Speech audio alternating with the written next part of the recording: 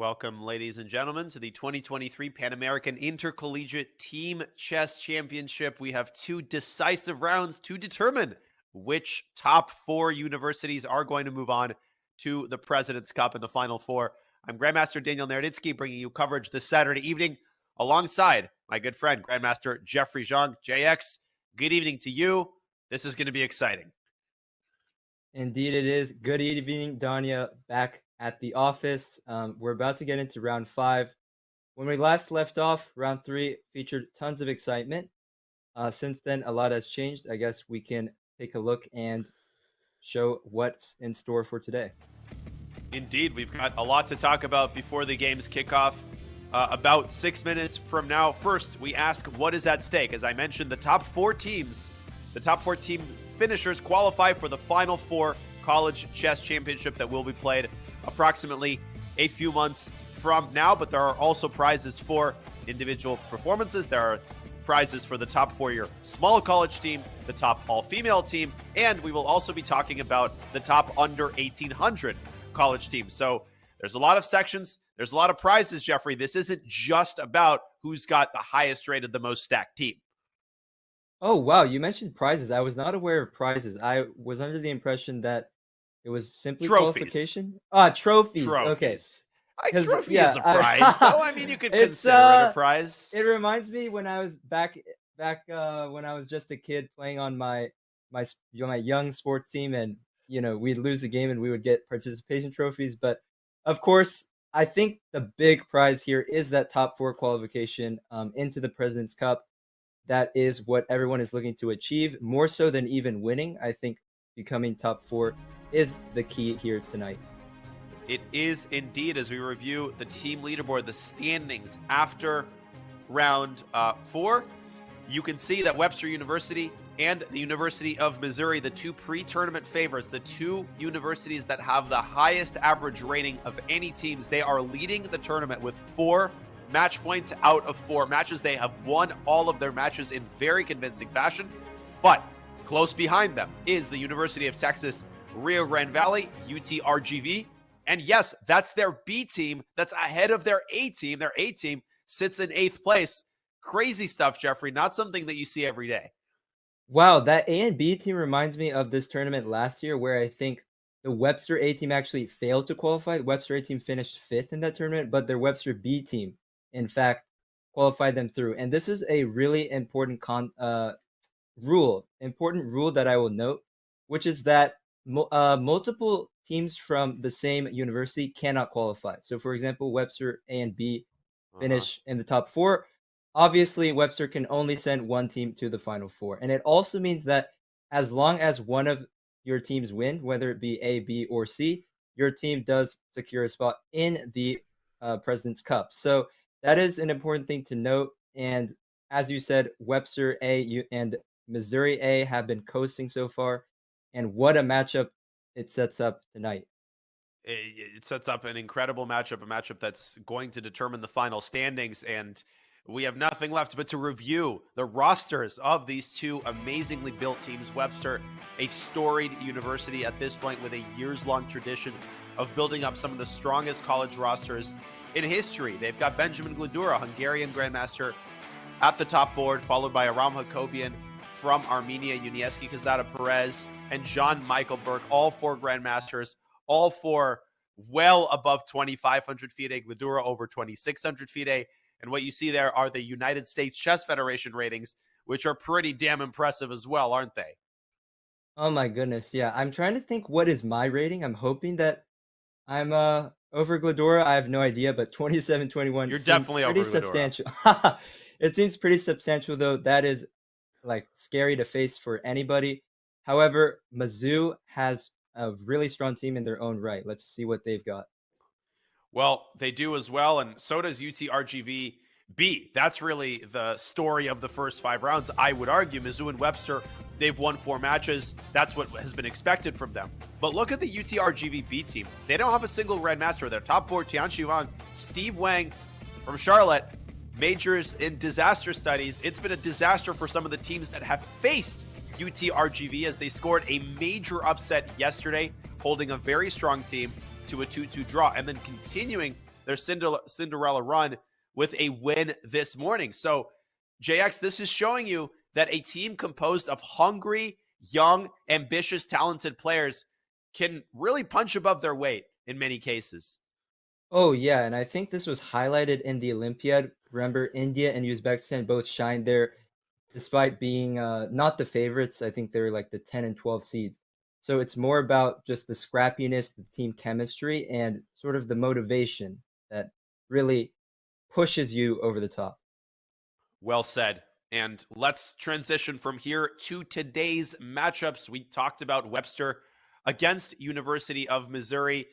Obviously, they are the two main teams. They are facing each other. The University of Chicago on board 2 will be facing the University of Texas Rio Grande Valley B team. So that's going to be another super interesting match to watch. We will talk about the University of Chicago team at length, Jeffrey. They've got none other than Grandmaster Awonder Liang on the top board as we look at the top featured matches for today. A lot of mouth-watering universities there at the top boards. And on the bottom, by the way, we've got the under 1800 matchup and an all-women's team in the University of Washington. Wow, TV. That's very cool. Yeah, that's an awesome addition. I love to see more women get into the game in what's frankly a male-dominated sport. It's excellent to see. And it's also cool that it's going to be featured today. So we're showing our love to everybody. Yeah, it's going to be great chess all around. We are going to give you all-around coverage of the matches. We're not just going to focus on one match. We're going to cover everybody. We're going to cover all the interesting games. And we're going to have the time to do that because the format is a classical time control, 90 minutes plus a 30-second increment for the entire game. There is no additional time added after move 40. You've just got straight up 90 plus 30, so the games are a little bit shorter than you might be used to, and the scoring is very straightforward. There is a point awarded for a win, half a point for a draw, and no points per loss. So even though this is a team event, the scoring proceeds just as if it were a regular individual event. And with that being said, ladies and gentlemen, we'll take you to the playing hall in the beautiful city of Seattle. We see Awonder Liang there, top board for University of Chicago, awaiting the announcement to start the games. He is facing off against Steve Wang, who's got another challenge on his hands, JX. He held Nico Theodore yesterday. He's got another tough grandmaster that he's got to face with black. Oh, yeah. He played an exemplary game, in my opinion, against Nico. Maybe he might have been in trouble in one move, but I think all in all, he played a phenomenal game. I thought he saw a lot of resources and a draw, a well-deserved result. Here, I think Awonder, yeah, by the way, is it just me or does Awonder look really young in this picture? Well, he always does, I think. No, I mean, I played like him in US. No. But I played him in US Championship and he seemed old, but I'm looking at him and it looks like he's 14 or something. He's got the baby face going. Yes. I feel like Awonder is going to look like that when he's like 30 as well. He has the Steph Curry baby-faced assassin kind of vibe. Oh, totally baby-faced assassin vibe. But yeah, I know that this is a chess.com broadcast. It is our job to be unbiased when we cover the action. But I do want to say that Awonder is one of my good friends growing up. And there we see the handshake. There we go. The games are off. And Awonder, not the kind of guy you want to face with the black pieces. I think you'll second me on that. He has some of the most impressive opening preparation, really, of anybody that I've seen. He brings heat to the table each and every game. He plays something else every game. And every time, he's got some dangerous preparation waiting to trip you up. Absolutely. And I think it was highlighted in my game against him in the US Championship when he blitzed the first 18 moves with black, making a really easy draw against me. I think he ended with like an hour and 34 minutes. So not my best moment here for white. And here in this game, Awonder goes away from his normal 1e4, plays the move 1c4. So this is something we see at the top level where I think strong players with white can just play any first move. Yeah. No, and Awonder is a totally universal player, clearly opting for a more positional continuation. Steve responding with his patented Slav. I think he's pushed out a pawn to c6 and now very deliberately pushing the pawn up to d5. And Awonder, he's delaying the move d4. What can you tell us about that approach? It's a very kind of fashionable way to play against the Slav. Darn it, I was going to pose you this question. All right, now, because you're right. It is interesting. Normally we see the move d4 played and we get a traditional Slav. But the move, the idea to delay the move d4, I think, is to potentially go b3, bishop b2. And the idea Yep. is that your bishop is now open along that diagonal without the d4 pawn hindering its scope. But I wonder, he pump faked, and now he ends up playing d4. Oh, the So slightly debate, the weird. classic, Yeah, the classic bait the and switch debate there. is real. The debate is real. He just plays d4. And now we've transposed into completely conventional semi-Slav waters. I mean, well, semi-Slav, I guess, if black plays e6, black could also play a6 or even g6. So, there are choices here. I think he has played a6, and some of our viewers might remember that this is following the game against Nicholas Theodoru from last night. So those who are paying close attention. And as Tianqi or Steve, I would be very worried because I'm sure that Awander is aware of that game. And I would be somewhat nervous what he has cooked up. Yeah, I don't think Steve expected Awander to repeat the line, because Awander has been, mainly an e4 player, especially in games that he tries to win. So obviously at this point, Steve has a dilemma on his hands. Whatever he played against Nico is his main opening. So either you kind of bite the bullet and you let your opponent display his preparation, or you deviate but play something that you're less comfortable with. Well, to be fair, Nico played the move bishop d3 instead of knight c3. So knight c3 is a completely separate line as a whole. Okay. However, the point still stands where Awander did surprise him on move 1. And whenever my opponent surprised me on move 1, I always think, like, why did they surprise me, right? Like, why are they going for this line? What do they have in mind? So that could be potentially what Tianqi has to be concerned about here. You brought up a very important point, though. With the knight already sitting on c3, it is a different line. Yesterday, now that you jogged my memory, we were talking about the knight moving out to d2 and then white fianchettoing the bishop. So these outwardly minor differences in development actually are all like completely separate lines, and you often really can't compare them. So Steve already taking his time. What are the alternatives here for black? I assume that b5 is a move. He played bishop f5. I think the board is an update, but I saw bishop f5 come on the live board. Okay, bishop f5 on the board, and queen b3, the response by Awander. Yeah, this is a theoretical line. I don't know if you know the game Wesley So against Magnus Carlsen from Wyconze 2017. It was a very important line in this game. Are you familiar with that or not? Unfortunately not. I know that rook a7 is a move I've seen associated with these lines, but that's basically all I know. Yeah, I don't actually recall what was the verdict of that line. There was a bunch of Gelfond games that came. Gelfond actually played this position for both colors. So he would be the ultimate expert. I wish we could bring him on here to educate us.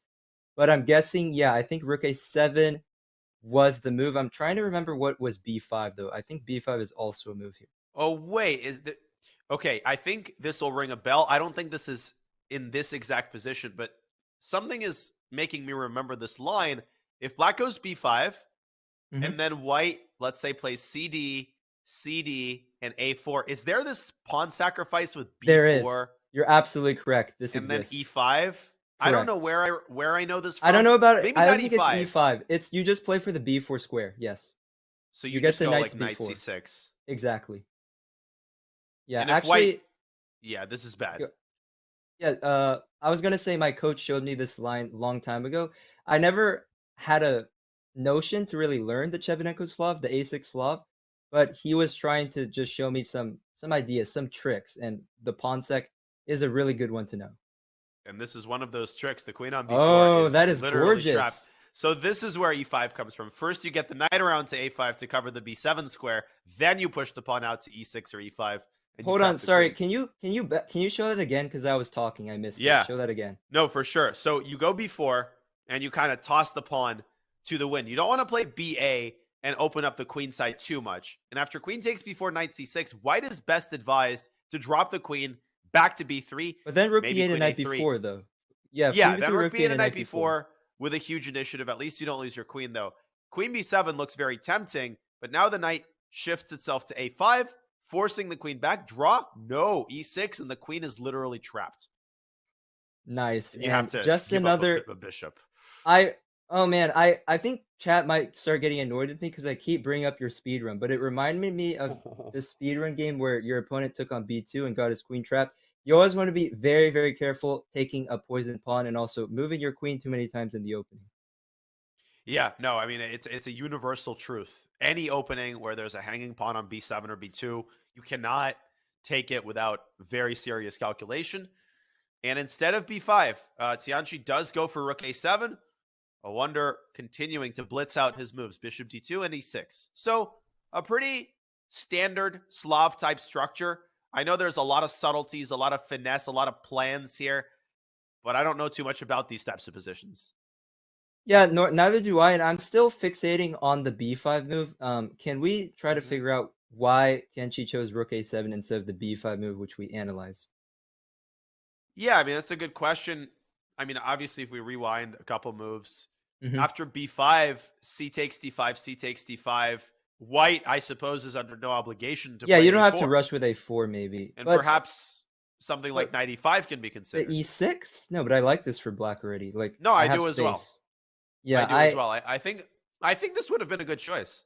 I have a feeling that to our eyes right now, it seems pleasant for black, but we don't know what the players know, right? It's very likely that this is theory. Steve has studied this in depth, and he knows maybe why rook a7 is better than b5. We're merely here speculating. Yeah, and I mean, he could still end up playing b5 even on the next move. I wonder could also prevent him from doing that by playing a4. So there's going to be a lot of action on the queen side as both players kind of jostle for ideal position. Black's bishop, I assume, is going to come out to d6. The knight going to come out to d7. So the next couple of moves, they could be very quiet, or they could be more creative if white starts pushing a pawn down, let's say, to a4. Knight h4. Speaking of creative, there he goes. Aha, he just wants to hunt down this bishop. In fact, after bishop g4, I think he's going to follow it up with h3 and g4. A common idea where white is willing to weaken his king side in order to win the bishop pair. You take on, I think you should move the pieces here. Bishop g4, h3, bishop h5, g4, sure. Bishop g6, takes, bishop g2. And this is a very, very typical position in the Chebanenko Slav, where black still has a solid structure, but after white goes e4, you kind of open the position for the bishops and maintain a symbolic advantage. And that symbolic advantage could grow considerably if black is not careful. I think if black goes knight b to d7, I would already argue. I mean, you could even start with c takes d5 and perhaps play e4 after that. Okay, the engine not a huge fan of that move. Maybe you should start with g5. I think g5 and h4, you kick the knight first, with the whole point being that after... Well, I wouldn't have taken on d5 per se. I would have kept the pawns on the c pawns alive. You would have played g5 straight away. Yeah, I would have gone knight h5, h4, and my whole intention here is to go e4, recapture with the knight, and say that now you're not going to trade off a pair of knights. I have a space advantage, so I want to keep more pieces on the board.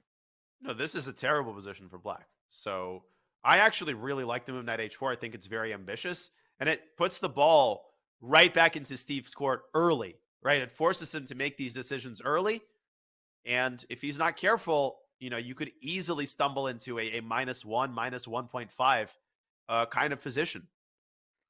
Oh, absolutely. And I'm trying to think, is there benefit of bishop e4? What do you think about bishop e4 provoking f3 instead of h3? Yeah, that's a classic idea, right? Bishop e4, provoke f3, and then drop the bishop back to g6.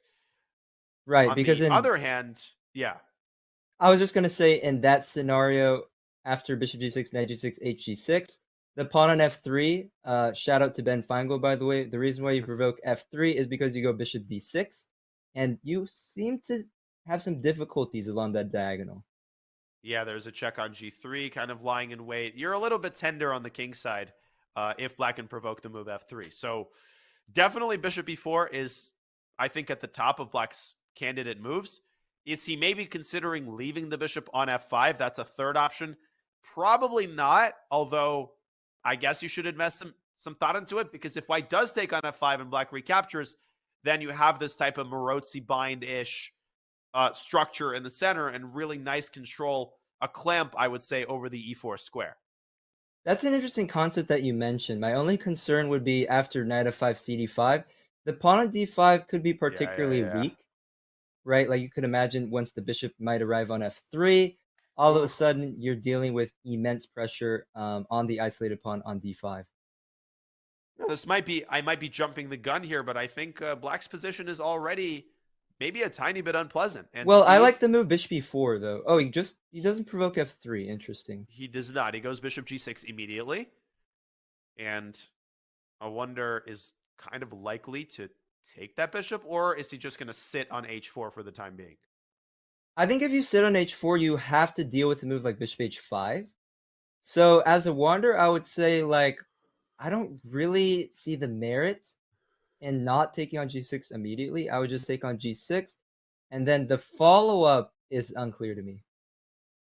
Yeah, and I think a wanderer is likely to invest a good amount of time to think about the follow-up, and this might be a good opportunity for us to take a look-see at some of the other top matches in particular. Are you game to look through the top boards of the I Webster, think it's Missouri time. I was match? surprised we didn't start with this.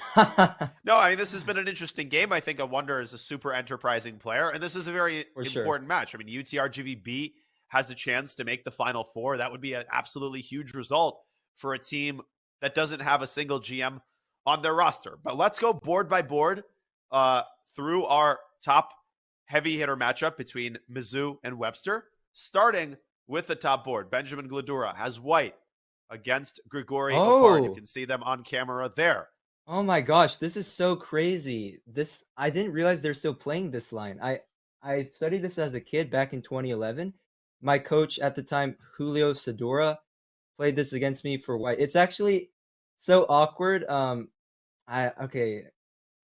think do you know the feeling when you are a player and you get paired against your coach? Do you know that feeling? I'd have to look through my memory, but it has happened before, yes.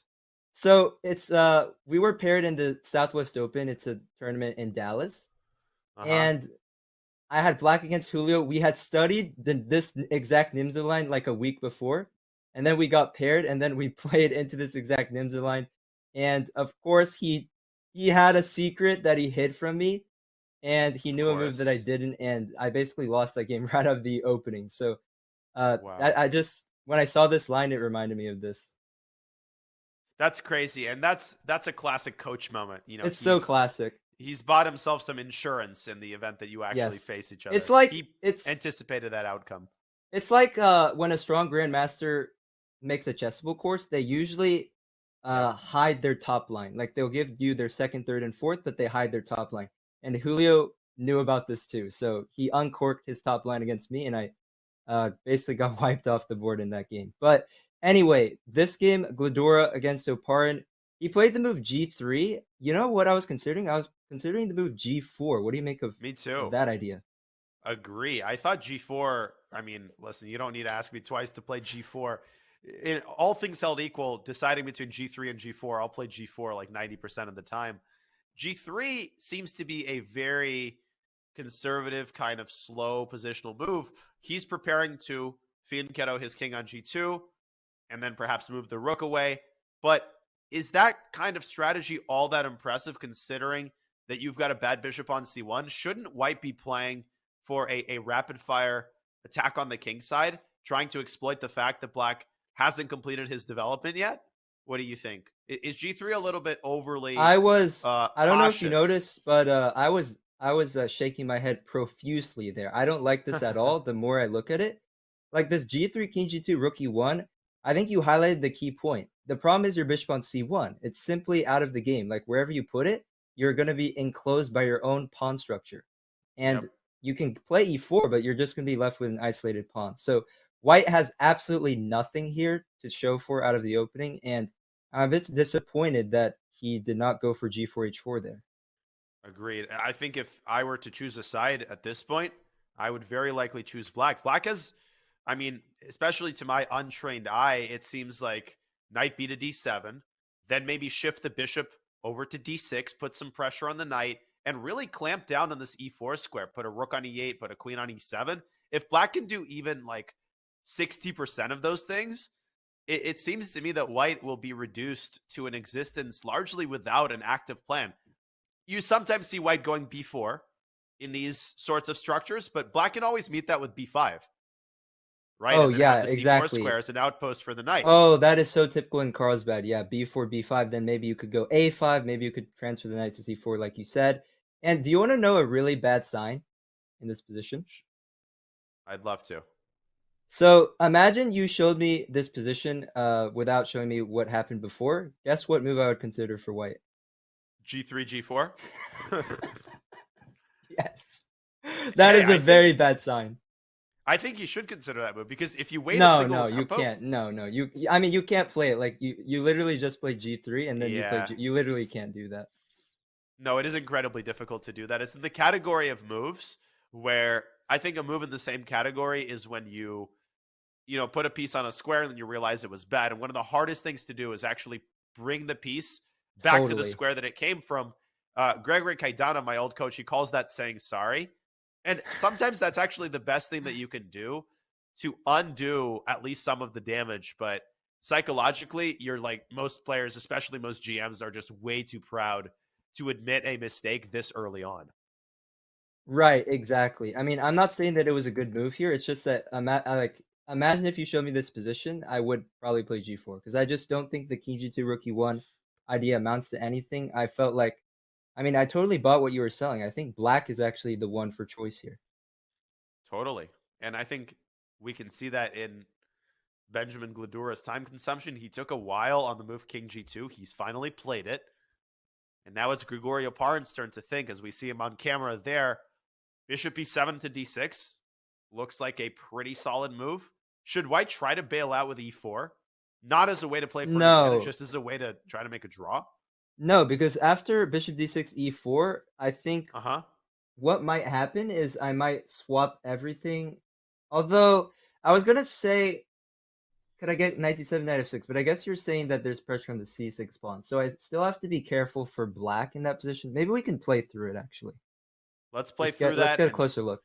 For sure. So let's say black plays bishop d6. And again, the idea of this move is to put a rook on e8 and really clamp down on the e4 square. This is white's last opportunity to push that pawn to e4. And now Right. what So was now your I idea? take. Let's say I take on e4, knight e4. Okay.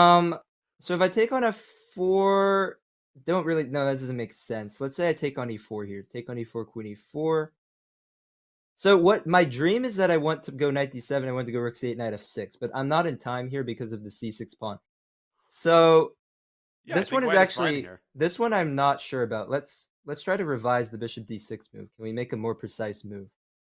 Maybe Oh, it's worth. wait, move order matters. Look at this. Go rook e8 first. Because after Okay. e4 you take everything and you take on a3. Oh, you have the discovery. You snag the pawn on a3. That's a free pawn. How about them That's a apples? great catch.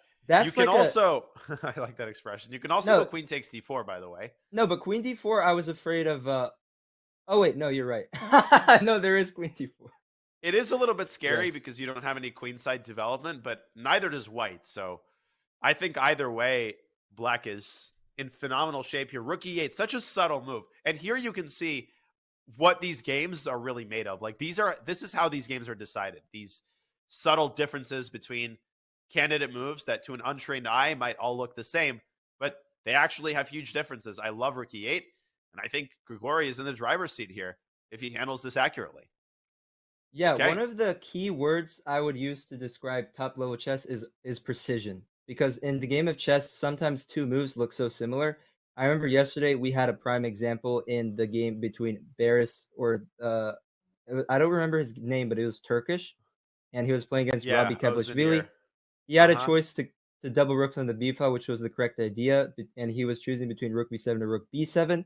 One of those moves would give him a clear advantage, and one of those moves threw away the entire advantage. So that sort of just highlights how subtle the game of chess is. Yeah, and how thin the margins are between a draw and a win. Like a rook b7 versus rook to b6 could be the entire difference as it was in yesterday's game. Shall we move down the list to board 2, which is another Grandmaster on Grandmaster matchup? You can see the pairings there on the bottom right of your screen. On board 2, we have Mikhail Antsipov of Webster. I apologize, of Mizzou, facing Aram Hakobian of Webster. And we have a very, very popular opening on the board, and Open Ruy Lopez. Yeah, I can't speak too much about it because I haven't played the Roy Lopez in like 4 years. I've switched primarily to the four night Scotch, also known as the fortnight Scotch. So my open Spanish theory is not up to date. Maybe you can tell us a little bit more about this line. Gosh, my Spanish theory, not only is it not up to date currently, there was never a date when it was up to date. I've mostly avoided main lines in the Rui Lopez like the plague, even as a lifelong Rui Lopez player. So It was a sickness. I mean, yeah, no, it totally is. And what I do know is that, okay, Bishop E7 is an old move. And if memory serves me right, or am I completely missing the mark? Isn't Bishop C5? You're not. No, you're not. I mean, you're you're right and wrong nowadays. No, you're right and wrong. Bishop C5 and Bishop E7 are equally played in this. Okay. Position. Oh, Bishop E7 is the line where Black does this Knight C5, Bishop G4. Correct. Thing. Okay. Correct. I mean, you can also transpose to a famous line: Knight BD2, Knight C5, Bishop C2, D4. I'm sure you've seen that one before. Oh, I played that against Mehmed Yarov just recently in Aim Chess. Oh, okay. So about it. wait, wait. I'm starting to realize. I'm starting to figure out why you're not a professional chess player. Yeah, it's about time you did. No, but the thing is that my preparation for that game started 7 minutes before the start of the game and ended 3 minutes before the start of the game. Oh, and okay. That is part of the reason why I didn't remember it just that well. Let me show how the game is actually likely to proceed. It's interesting that Antipov is taking as long as he is, because at the very top level in recent years, Knight B to D2, if we bring up an analysis board, has largely been kind of automatic. Black drops back to C5, Bishop C2, and now, Jeffrey, you point out this move D4, which is often met with the response Knight E4. Oh, you played Knight E4. Okay, I only know Knight B3. I played Knight B3. Actually. Oh, okay. But Knight E4, I think, is kind of the old move. Well, I don't remember what Black is supposed to do here. It forces D3. D3, Knight C5, DC2. Yeah, and I don't know what the current theoretical evaluation of that endgame is. I'm going to guess equal, just like everything else in chess. Equal, yeah. So Knight B3 has been the fashionable move. Now Black plays D3, and you get this kind of crazy type of structure. I think Knight B3, AB, Black clings to the pawn.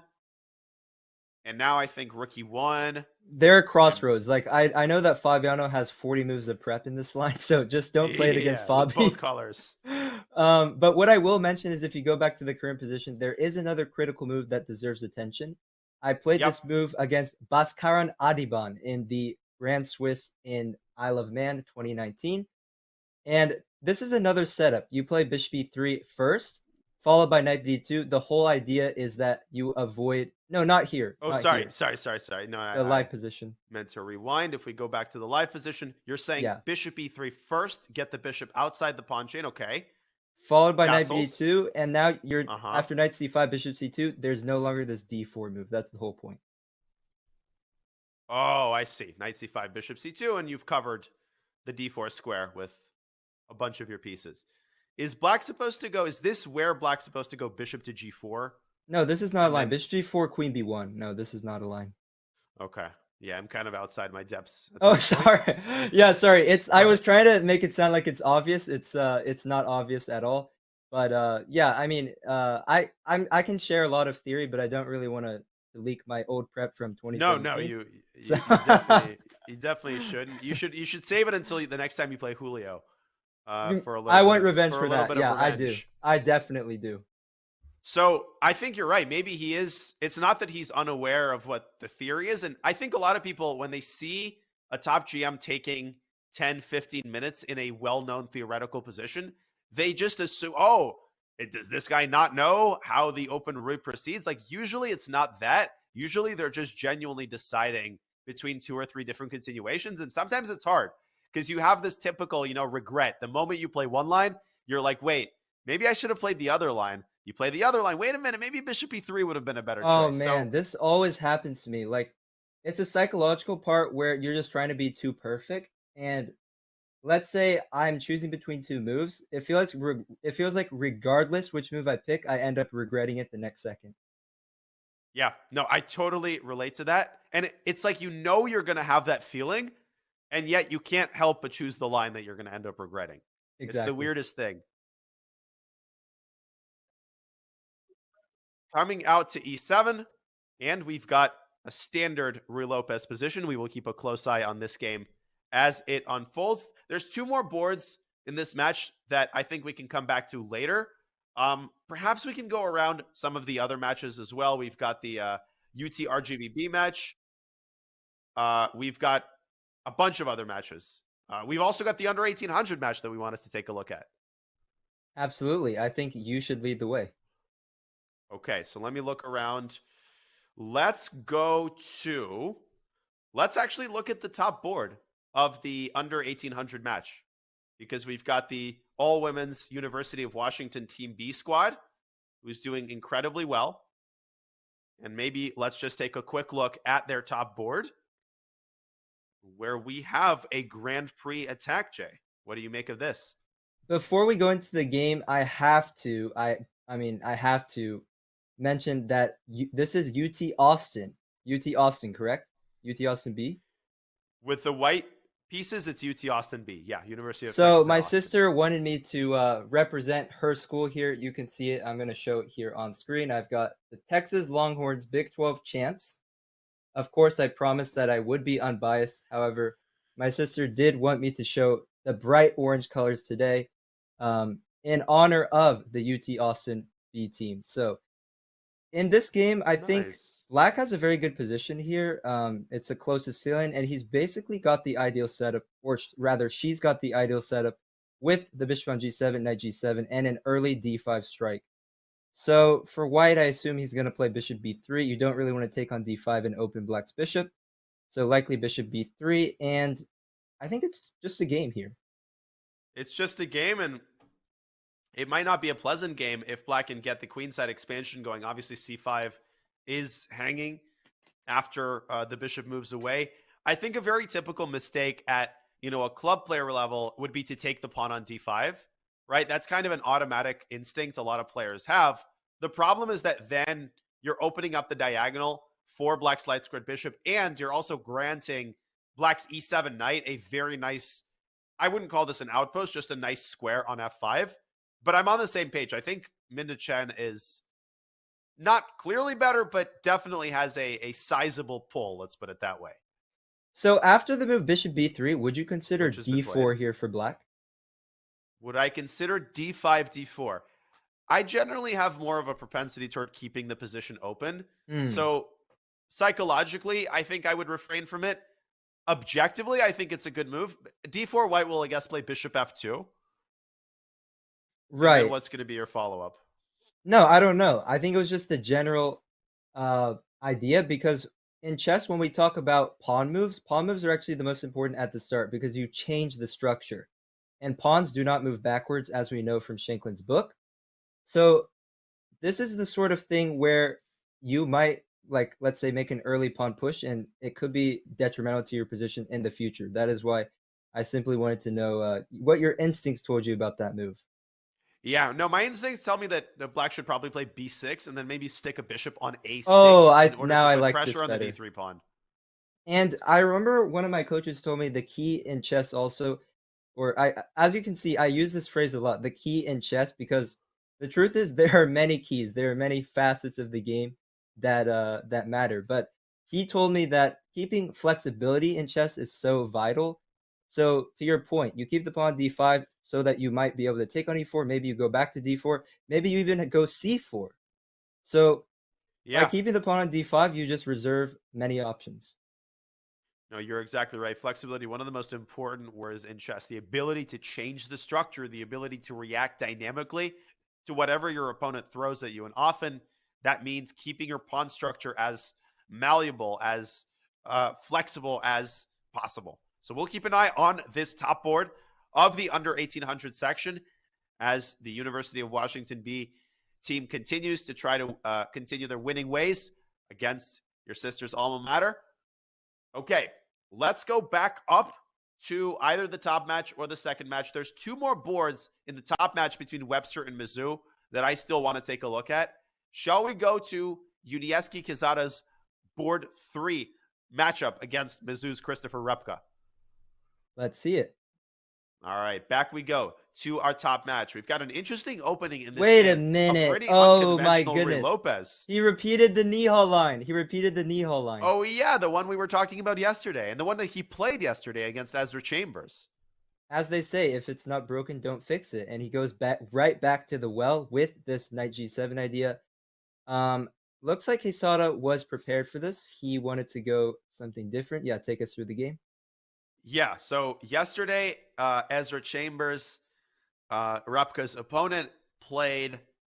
He didn't play d4 here. This is already a new move. He played castles, I knight think g6, c3, d5. Yeah. So yesterday he had castles, knight g6, c3, and d5. This time, white strikes immediately with d4. You have a trade. You have a mass trade. The knight comes out to c6, as is very traditional. Now, don't go queen c3 for obvious reasons. White goes back to d1. Bishop comes out to c5. And you have, at this point, what looks like a pretty damn solid position for black. I mean, he's going to go d6. Why is black any worse here? Yeah, it does look solid. And I remember some blitz games played between Nihal and I forget who he was playing, but I think they reached this exact same position. It might have been a Wander Liang in the Junior Speed Chess Championships.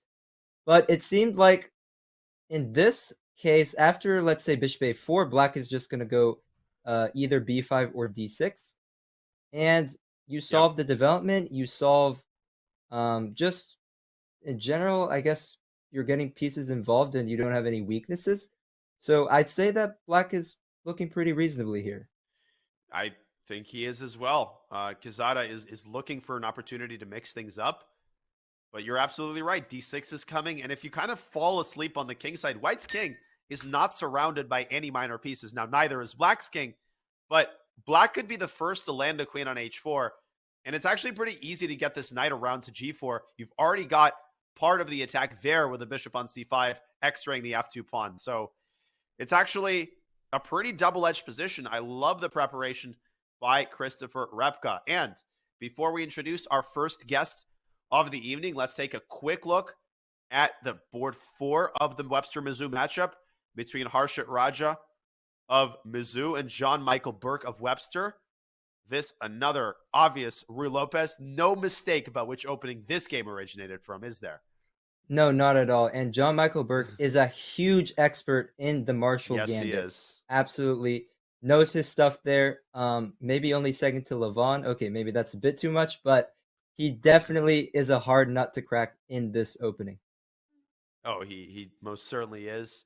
In this particular version, white played an early d3, probably trying to avoid Jean-Michael's preparation in the Marshall. b5, d6, and we get a very fashionable a3, knight c3 variation, and rook to b8, which is not necessarily the most common response to this line. You have bishop g4, you have knight a5, you even have knight to b8, which got popular a couple of years ago. But Jean-Michael Burke essaying a slightly different setup, playing this kind of Chigorin style with knight a5 and c5. But this actually makes a lot of sense to me. It does make a lot of sense, and it does resemble the Chigorin. Unfortunately, as I said, I haven't played this match in so long. The last Marshall game I remember is your game in the U.S. Open against Elshon Mouradiabadi. So I'm not going to say a lot about this Marshall. Yeah, that was not one of my best showings. I just kind of played this off the cuff and then realized I didn't know anything about these types of positions. So I hate when that happens. Draw for Bishop. Yeah, you feel good. Oh, I'm going to go for something new. I'm going to get a fresh position. Like, yes, I'm going to get a fresh position that's fresh for me and not fresh for my opponent. All right, time to bail out. Bishop e6 here, though, looks pretty watertight. I think black is completely solved his opening problems after bishop e6. Maybe you could play a move like h6 here, but I don't see the need for that. I think bishop e6 and Jean-Michael Burke is doing a-okay here out of the opening. Can I play some devil's advocate, though? So put bishop e6 on the board. You want to go knight d5, don't you? I was actually thinking to give you these doubled e pawns. What if I take and play knight e2? How happy really are you? Yeah, yes. You're playing this Italian. You're playing this very Italian style. No, I'm playing this like Riley. You're playing this like Riley. Queen e. Okay, I'll go queen e8. C3. Yeah, no, I've seen a lot of games like this where it looks very visually appealing for black, but you've got a lot of weaknesses. A6, e6, the queen coming out to b3. I guess I'm taking your side here all of a sudden, but I can see a case being made for this. Yeah, there is a case to be made. The move I'd be worried about for white is a move like knight h5. Because, believe it or not, sometimes rook takes f3 does exist in these types of positions. Oh, yeah. Much like in the French with the queen coming into g6. Precisely. So, no, definitely a double-edged position, and we'll see what amount of risk Harshit Raja is willing to take. and what amount of risk John Michael Burke is willing to take, as this match is still very much in its incipient stages. We will keep a close eye on this duel between Webster and Mizzou. But before we continue our analysis, we have our first guest of the evening. We've got Joe Lee, who was on yesterday. Joe is the commissioner of the Collegiate Chess League, the CCL, coming to us live from Seattle. Joe, good evening to you. How are you enjoying today's festivities? Cover the ground because there's a ton of action, and I'm just excited to get into the action here. What's really cool about this stream is that we're actually covering an under 1800 section match between UT Austin and University of Washington, which I know you guys went over a little bit earlier in the stream. We did, and we went over this game where it seems like Minuchin is a pretty good position. Let's take a look at the three other boards, and Joe, maybe we can get your perspective on each of those positions. On board 2, we have Pranav Eswaran against, Kushi Kandalwal with the white pieces against Pranav Eswaran. Your thoughts on this crazy position? Yeah, so here I like that it seems that white has a nice control of the E file with their rook on E1, and you can see black actually hasn't castled. So that's kind of annoying, especially if you want to try to castle by hand, maybe push the G pawn and get the king out. White has this super annoying bishop to H6 check, and that black rook on H8 is going nowhere anytime soon. So that's definitely looking good for Candlewall, which also you'll see that it's another female titled player in this match here on board 2, which is actually pretty strong for an under 1800 team.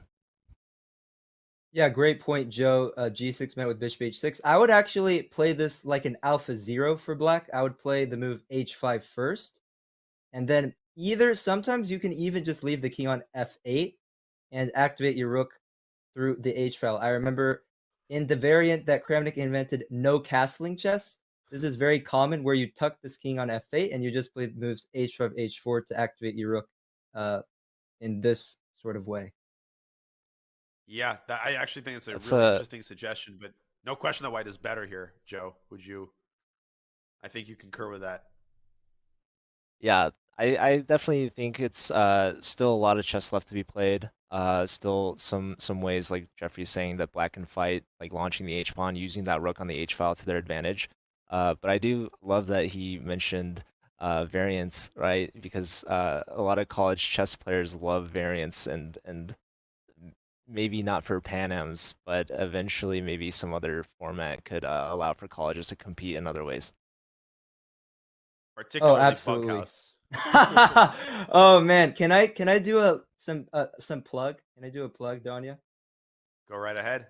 I'm not stopping you. Yeah, Wander and I are in fact the Bughouse champions, the Bughouse World Championship. Bughouse, 2-time Bughouse World Champions here on Chess.com. So I don't normally do this, but yeah, I got to give us some props. That's crazy. I mean, it's actually pretty rare for GMs to be that good at Bughouse. So I'm really impressed, GX. We're gonna have to play some Bughouse someday. You're gonna have to thrash me because I'm actually a terrible Bughouse player. Terrible. I'm terrible at Bughouse. I think you're just lacking some practice. And Joe, just back to this match, can you tell us about what these teams are playing for? Like, how does it look in terms of the standings? Well, I know that UT Austin is flawless so far, actually, which is really impressive, 4 for 4. And if they can get another win here against University of Washington, that's going to be huge for their standings going into the final round tomorrow, because University of Washington is one of only 2 teams with 3.5 points. So definitely looking good for UT Austin. If they can keep winning, they might just completely sweep the under 1800 section, which is pretty cool considering it's the first time we've actually had a second section in the Pan Ams. And things are looking pretty good for UT Austin on board 3. obviously what I love about these team events is that each board, it counts for a point. You could be the lowest rated player on your team, but a win matters just as much as it does on board 1. So we've got Harish Srinivasan of UT Austin with an Alpen Sicilian and an extra pawn on c5. So unless black can maybe stick a knight on d5 and try to disconnect the bishop from the pawn, it looks like white's got a pretty sizable advantage, Joe. Would you agree with that perspective? Oh, for sure. I mean, I obviously love having an extra pawn. Would never turn that down. I'm from the Yasser Seirawan camp of pawn grabbing. So definitely like the extra pawn on c5. And it's actually not so clear what exactly black's plan is to recapture it. Perhaps black can play like knight e4, attacking that pawn a second time with the knight. White can obviously try to hold on with the move like b4, but that kind of weakens the c3 pawn, which is only defended by the knight on b1, and obviously you want to keep developing those pieces. So it'll be interesting to see how Karmali gets that material back. Yeah. Indeed, very interesting. And Daniel, we might have to turn this kind of thing into a drinking game because I'm yet again going to mention your speed run. The Alpen is the opening that you suggest for white against the Sicilian. Can you just talk about why did you suggest that, and why is the Alpen, it seems to be more effective in the, let's say, under 2200 levels? Well, there's a sentimental reason for it. I still play the Alpen occasionally, but it was my main opening all the way until I was 1900. So little known fact, I was an exclusive Alpen player from the time that I was, came out of my mother's womb to the time that I, approximately crossed 2000 and I started playing non-E4 openings in the Open Sicilian.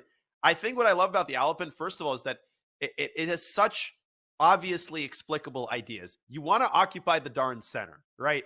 You're not making any bones about what it is that you want to do. You want to go c3 and d4 and get the darn center and win the game. And that's why a lot of players, they struggle so much with black, because they're staring right in the face of this very ambitious idea. And all they've learned is the Open Sicilian. And the way that you play against the Alpen could not be further from the way that you play against the Open Sicilian. You can't play a Najdorf setup against the Alpen. A lot of people, they try to do that at lower levels, and you can lose the game flat out in 10, 15 moves if you allow white to play d4 in a good version. So I think it's the right cross between being ambitious, positionally sound, and just offering fresh, fun positions that people of lower ratings are less likely to know. Sorry for the long speech there. Joe, do you have any experience with the Alpen as we move to the last game of the under 1800 section? Yeah, it's actually funny that you mentioned that. I love the Alpen, and I actually play the Alpen against every Sicilian. And what's funny is that you said that you stopped after 1900, which is exactly my rating right now. So maybe this is the sign that I should move on from the Alpen. I mean, there's a lot of good material coming out, actually. There's a recent book called Slaying the Sicilian. There's the Ganguly course on Chessable. So yeah, I think it's actually a pretty good time to get back into it if you're an Alpen lifer. But no, it's such an exciting time to learn any opening, really. Yeah. So, by the way, this position is really interesting. I like the last move played by black. Can you just go back just to highlight this? Because yesterday we spoke a lot about backward knight moves and how difficult they were. I'm very, very impressed with the last black move. Yeah, knight d8. Not an easy move to find for, a less experienced player. The knight rerouting to e6. But it still looks like black is worse. Black is down a pawn. And if black plays f5, then white could circle back to g3. I disagree. I think this is just a dead draw. Wait, actually?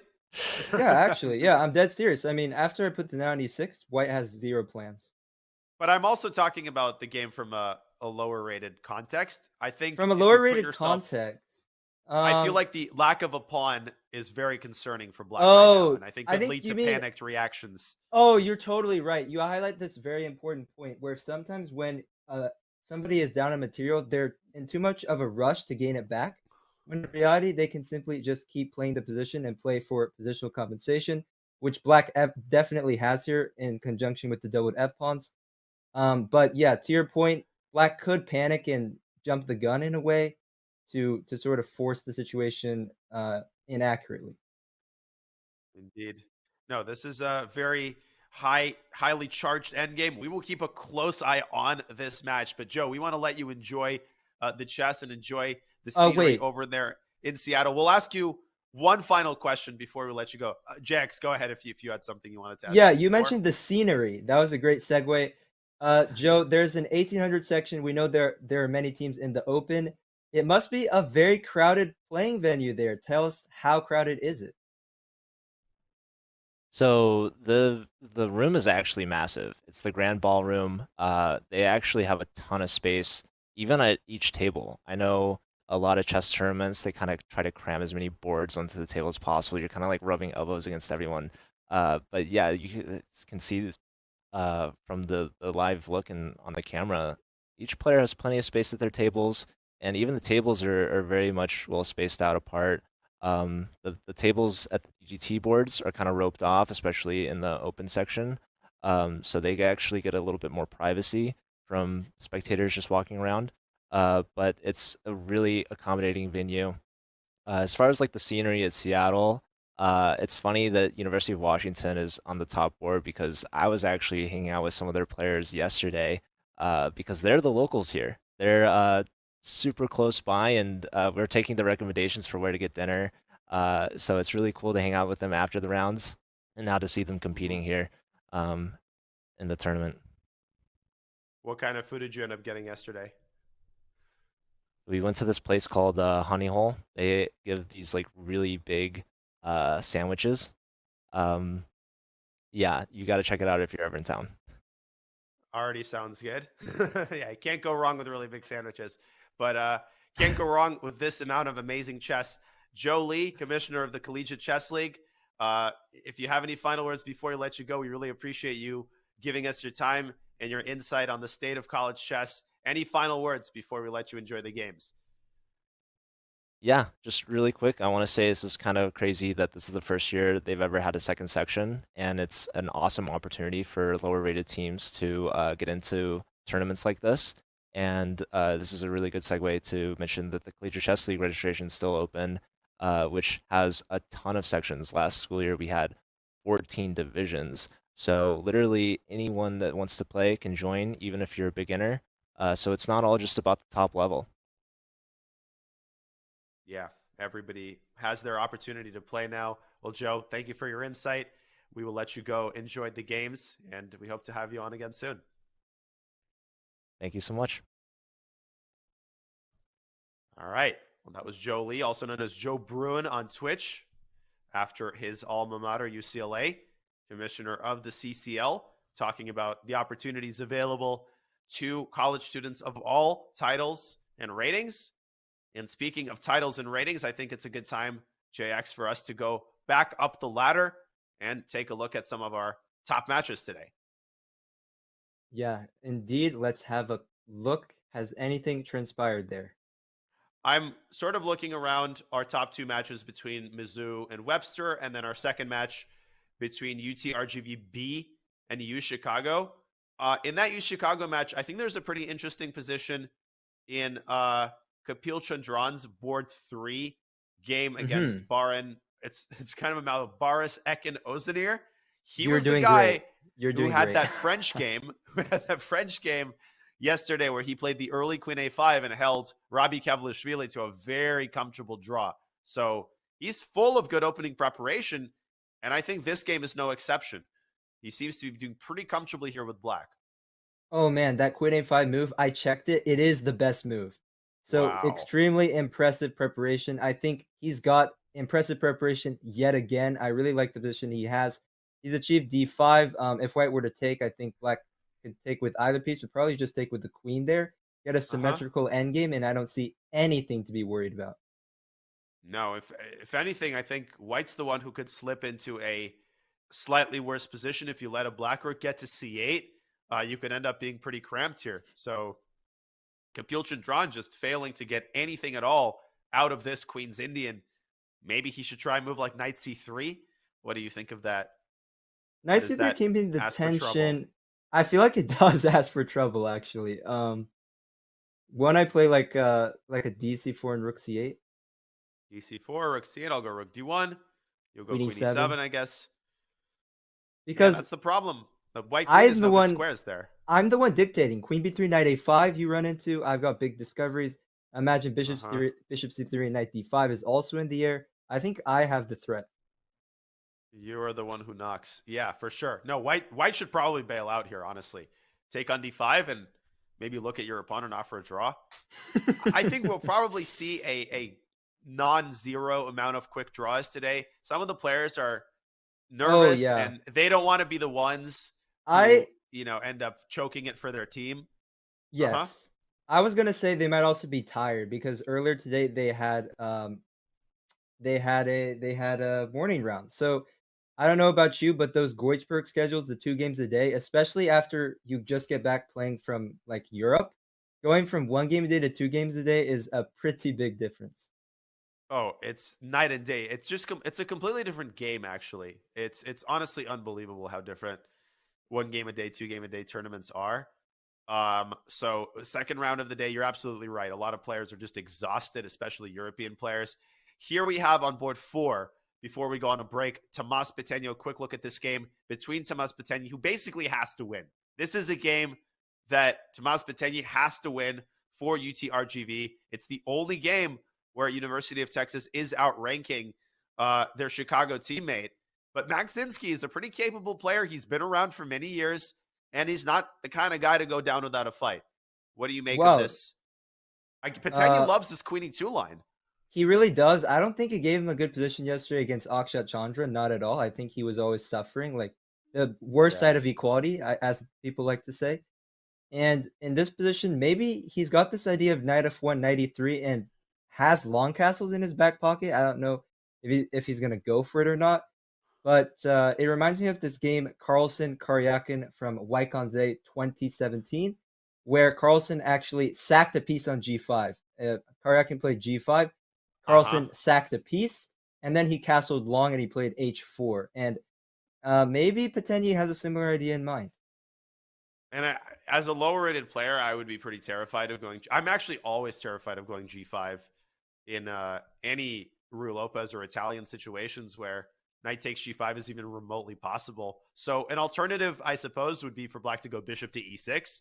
But White doesn't necessarily have to react to that.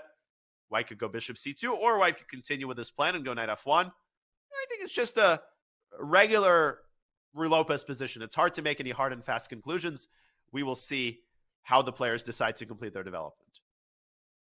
Indeed, we will. I'd also maybe mention that, well, actually, you mentioned that the Black side, who is this? I've not heard of him. It seems like you know him, though. The only reason I know him is he was a participant in the Western Invitational Chess Camp in Tucson, where I teach every year. Okay. And I'm good friends with Robbie Adamson, the organizer of the camp. Gotcha. And Robbie is good friends with Max Zinsky. So, I kind of know him in a roundabout way. And yeah, he's been playing at like a 2100 level for a while. Those players can be dangerous because they've got a lot of experience. Oh, I got confused because I can't even see the names of the players from my vantage point. Yep. I thought his last name was Magzinski, but you're saying his name is Max Zinsky? Max Zinsky. Oh, yeah. Okay. I thought this guy like Magzinski. That's like when I thought Mississippi was a person, like Mississippi. Oh. But it's actually 2 people. Yeah, Max space Zinsky. Yeah. Also known as M. Zinsky. Well, M. Zinsky is taking his time. He's taking his time. I think it's time for us to take a break. It is indeed. We are watching round 5, folks, of the Pan American Intercollegiate Chess Championship from Seattle, Washington. There are 2 more rounds left to determine who makes it into the Final 4. Do not go anywhere. We'll have more exciting guests for you. We will have more exciting actions from the Pan Ams in just a couple of minutes.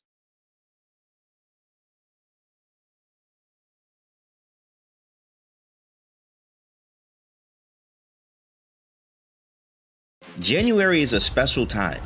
The Tata Steel Super Tournament is the Wimbledon of chess. All of the greatest players in the last half-century and beyond have made the wintry journey to Vikandze and played and won. Just rook f7, check, boom, rook takes d4, immediately played. In 2023, the reigning world chess champion, Magnus Carlsen, returns in the hopes of winning his 9th title. Rook think I'm ready. H1! And Rook instantly. H1! Tata Steel is famous for its tournament lineup, featuring a creative mix of superstars and super talents that always guarantees fighting chess. What a devastating moment. Chess.com will be bringing you the action, the drama, and the emotions live January 13th through January 29th. Don't miss history in the making.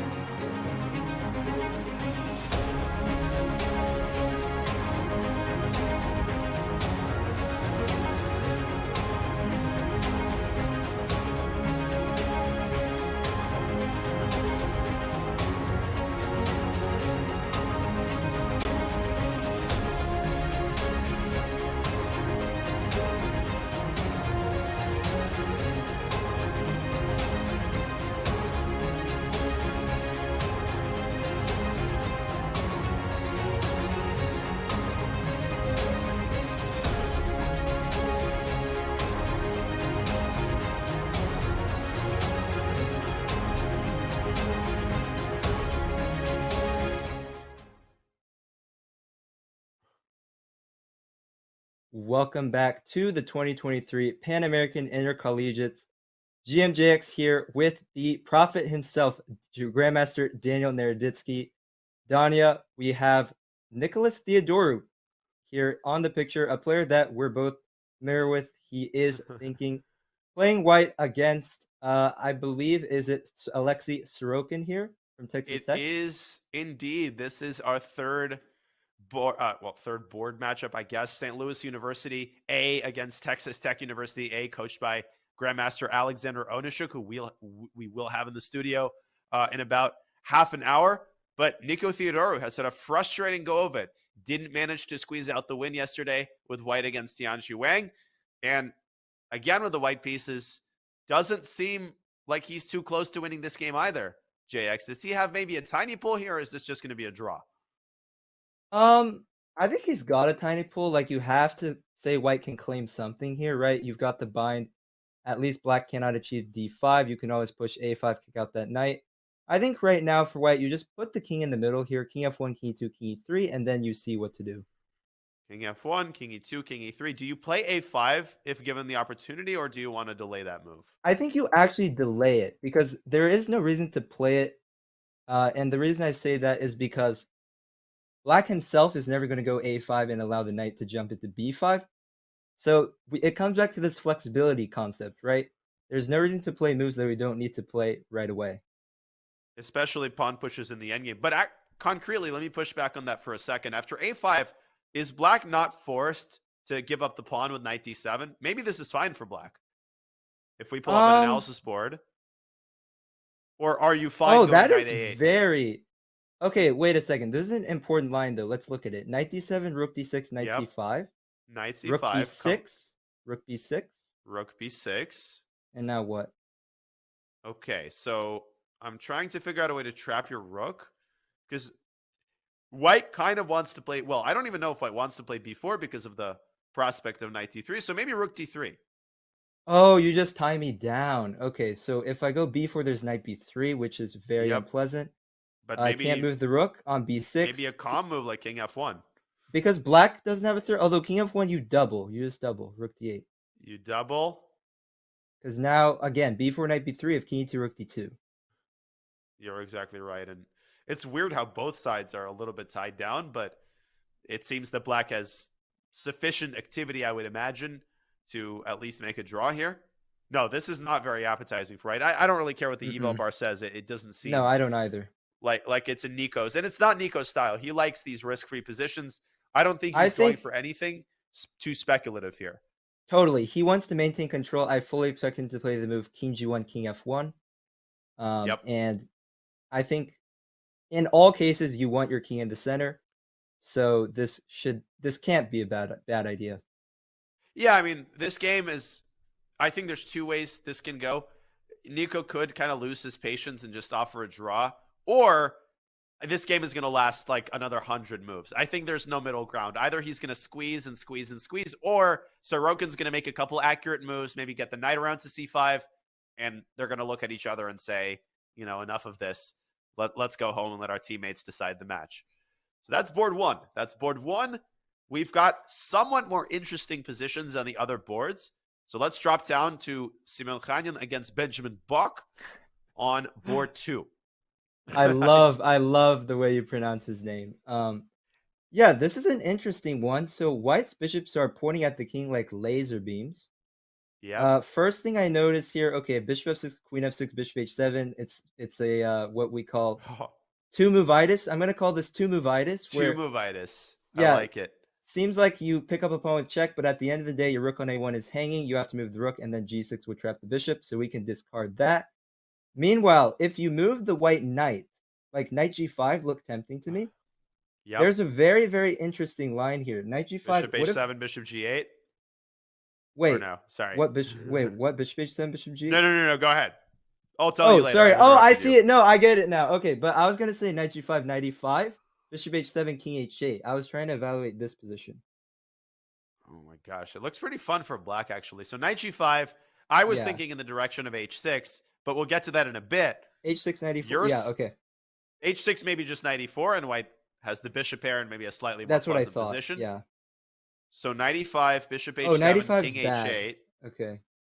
Oh, maybe is there just bishop f5? It's just bishop f5. I think, yeah. Because I thought I could take on f5 and c4, but then you go bishop f6. Yeah, I totally blundered that. Bishop f6 and queen h7 checkmate. Yes. So for that reason, probably black should play h6. I had a crazy idea here that does not work. Let me clarify that once again. It does not work. But no, this it was is beautiful. bishop h7 and bishop g8. No, wait. This is beautiful, though. But black has, I think, knight d4. Oh, knight d4 is a dagger. That is nasty. Wow. The point is, you're attacking h7 with two of your minor pieces, and whichever one black takes, you take the knight on f6 and pave the way for the queen to come into h7. So, for example, king g8, bishop f6, and white wins, or similarly, hg, bishop f6, and again white wins because you lose the queen or you get checkmated. But black has this total showstopper, knight to d4, exploiting the weakness of white's king. Yeah, that would have been a really nasty thing for white to miss. So that is why white should drop back with the knight 94 simply. And I think with the bishop pair here, I would say the one thing I don't like about white's position is the weakness on c4. I think it actually can be targeted. Like, obviously, white's shining armor. I wonder if that's a phrase. White's shining armor is the bishop on b2, where it's kind of uncontested. On that long diagonal, black doesn't have a dark square bishop of their own. So I'm thinking long term, it should still be favorable for white. Agreed. I like positions like that with the bishops crisscrossing the long diagonal. And yeah, white's got some deficiencies on the queen side, a weak c4 pawn, but I think the power of the bishops definitely outweighs the potential detriments of your queenside pawn structure. And as we speak, knight g5 has been played by Kanan. I think he's got great chances here for a sizable advantage out of the opening. Benjamin needs to be very, very careful to keep these bishops at bay. Oh yeah, he's got to be careful here. I think we're going to go down the exact road we just looked at with h6 94. Take. Maybe black can play something like rook 88, double on the d file, because I noticed that bishop on g4 very importantly controls the d1 square. So white cannot challenge for the only open file in the position. Yeah, that is an important asset for black to utilize. And Benjamin, he's taking his time. He senses, I think, that the position is somewhat precarious. Maybe he's considering knight d4, which needs to be calculated. But in any case, we'll leave him to his devices here and to his 56 minutes that he has remaining on the clock. And let's keep going down the ladder of the Texas Tech St. Louis match. Board 3, we've got another Grandmaster matchup. Kevlishvili faces Victor Matvishin in a Najdorf. Oh, and this is really interesting. He somehow got his knight to g6. Can we back up? Let's see how this occurred. Yeah, so this was a knight over bishop bishop b3, knight f3. Knight f3, positional, very positional line. Not to be confused with knight b3, which is often the gateway to some of the craziest The exact lines in the opposite. The exact opposite of knight f3. Okay, so this line. And white actually first plays bishop b3, but a couple moves later decides to take on e6 and stick a knight on g6. But is that all that effective? I don't know. The knight looks nice, but that's maybe the only thing that's nice. You know, maybe. Yeah, the pawns on e6 and e5, we saw this already in an Italian potentially being able to occur. It's one of the most controversial structures, I would say, in the game of modern chess, because you're really unsure which side is happy about that. Right? While the pawns are doubled, black opens the f file. Black has ideas of d6, d5. So in general, just to talk about the pawn structure, it's unclear. The position as a whole. So I assume white is going to take on e7 at some point. And the position, to my eyes, relies on the fact of this idea d6, d5. If black is able to achieve it conveniently, I think black will be, black might actually have an initiative. If not, though, white might retain a slight edge. Can black play d5 straight away? Or straight away, yeah, I was looking at it. So d5 straight away. I don't see why not. I don't see why not either, because I think you would force white's hand. If you don't take on e7, it might be now or never. You're threatening bishop b4 for black. So I assume you take on e7, d5, knight e7, rook e7, and what move? Like, I don't know, bishop f2 or knight a4? What would you play? Yeah, well, you definitely have to defend against the fork. So let's say bishop f2. Logical. And I guess rook logical, and then I guess rook d7 or rook c8. Logical. Rook c8, yeah, rook c8, knight a4. Yeah, I mean, I think this is maybe about balanced. dynamically balanced position. I mean, both sides have their share of assets as well as their share of minuses. Like Black's got the nice center, but he's got some weaknesses on the king side. He's got some dark square problems on the queen side. And White's minor pieces are kind of nicely positioned, I think. I think so too. And especially in this case, the knight might have some entry squares. The knight could jump into b6. Maybe it jumps into c5. Yeah. White will probably play a move like c3 here, just some prophylaxis. And then you go queen e2 and rook a1. So maybe it's up to Black to play concretely here to equalize the situation. Agreed. And maybe for that reason, Victor should not rush with d5. And the question really becomes, does he have any ways, if we go back to the live position, to prep himself for d5? Maybe he should start with rook c8 to preserve, to borrow a word that we've been saying a lot this stream, for the flexibility, the maximum flexibility of his pawn structure. Yeah, I think in general, it seems like Black should go for d5, though, I feel. Definitely. I think it's essentially the only plan. You could also play b5, but that seems to be largely a paper tiger. The one thing I don't like about b5, though, is maybe like an a4, followed by b4, knight b1, and the knight could potentially transfer over to c4, which would be a juicy square. Great point. You don't just want to meaninglessly push pawns, and that creates weak squares, and it creates nasty outposts for the opponent. So very balanced knight-arf position. Super hard to predict how this game is going to go. Could end very peacefully, or could become a tactical slugfest as these players enter the middle game. Okay, so we've got one more board in the Texas Tech match to look at, and it's board 4 between Masaiti Bessa, women's FIDE master, and Akshat Chandra of St. Louis University. Another must-win game for Slew. Akshat outrunning his opponent by 600-700 points. But Masaiti Bessa played a nice game yesterday. She ultimately lost, but clearly not a pushover. So I don't think Akshat is thinking of this as an easy game at all. No, you can never underestimate your opponents. We did mention this yesterday with Texas Tech having a slight issue there on board 4. You mentioned it. She fought really well out of the opening. She had the black pieces against Izakli Baradz. In the end, did not manage to hold on. But in this game, I really like her approach here. She's rock solid.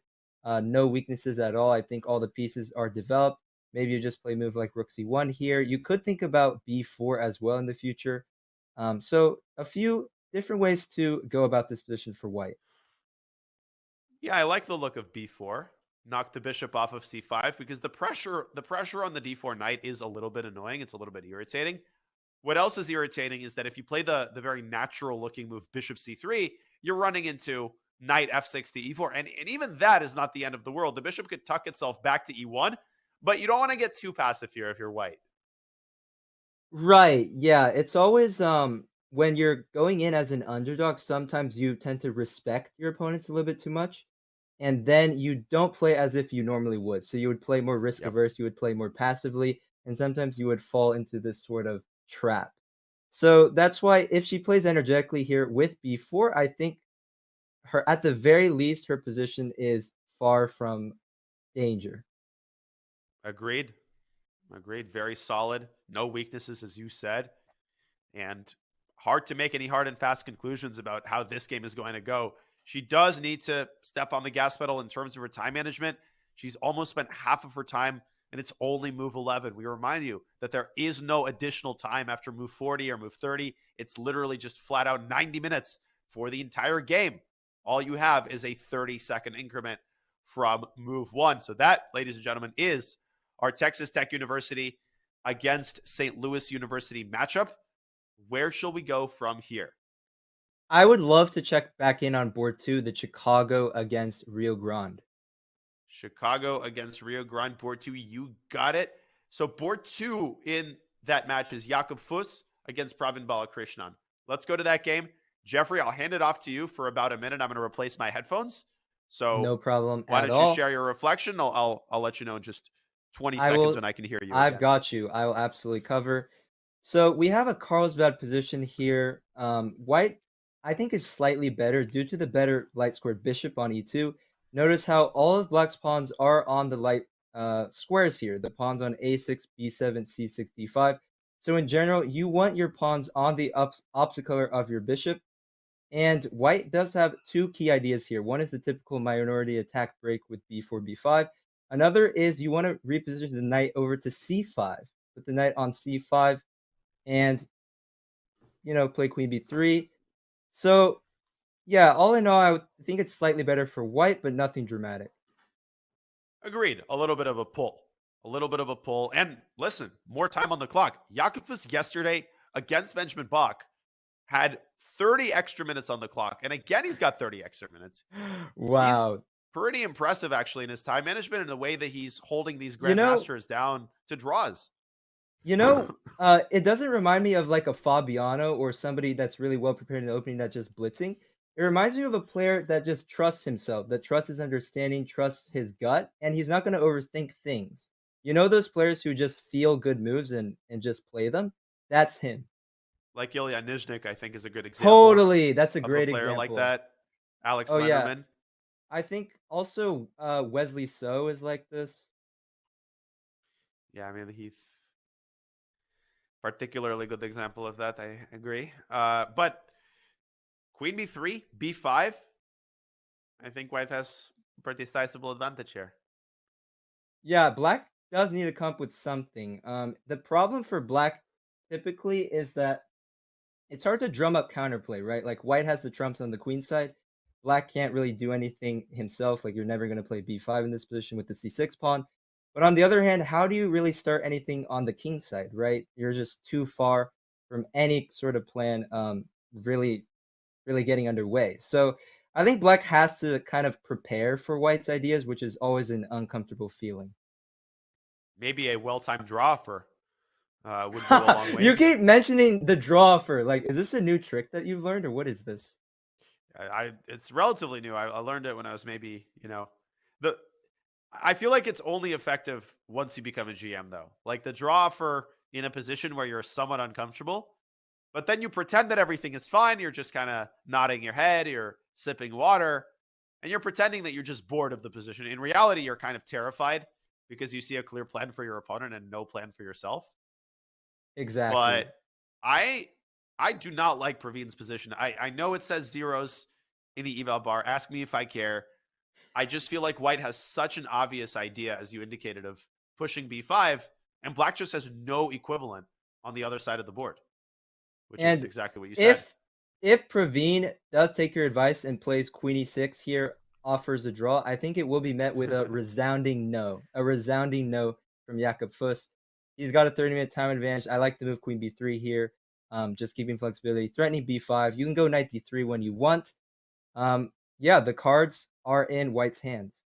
Okay, I hate to interrupt our overview of this particular match. We have to go to a crazy game that's unfolding right now. John Michael Burke and Harshit Raja from our top match between Mizzou and Webster have a crazy position that might fizzle out into a draw very shortly, but I at least think we should take a look at it and catch the action as it unfolds. All right. If that's okay with you. Oh, totally. I'm excited. What do you got? So whoa, oh my goodness. Whoa. Wait a second. Wait, bishop c1? What is this a joke? Wait, what was bishop c1 in that position? I think bishop c1 must be a transmission error of some sort.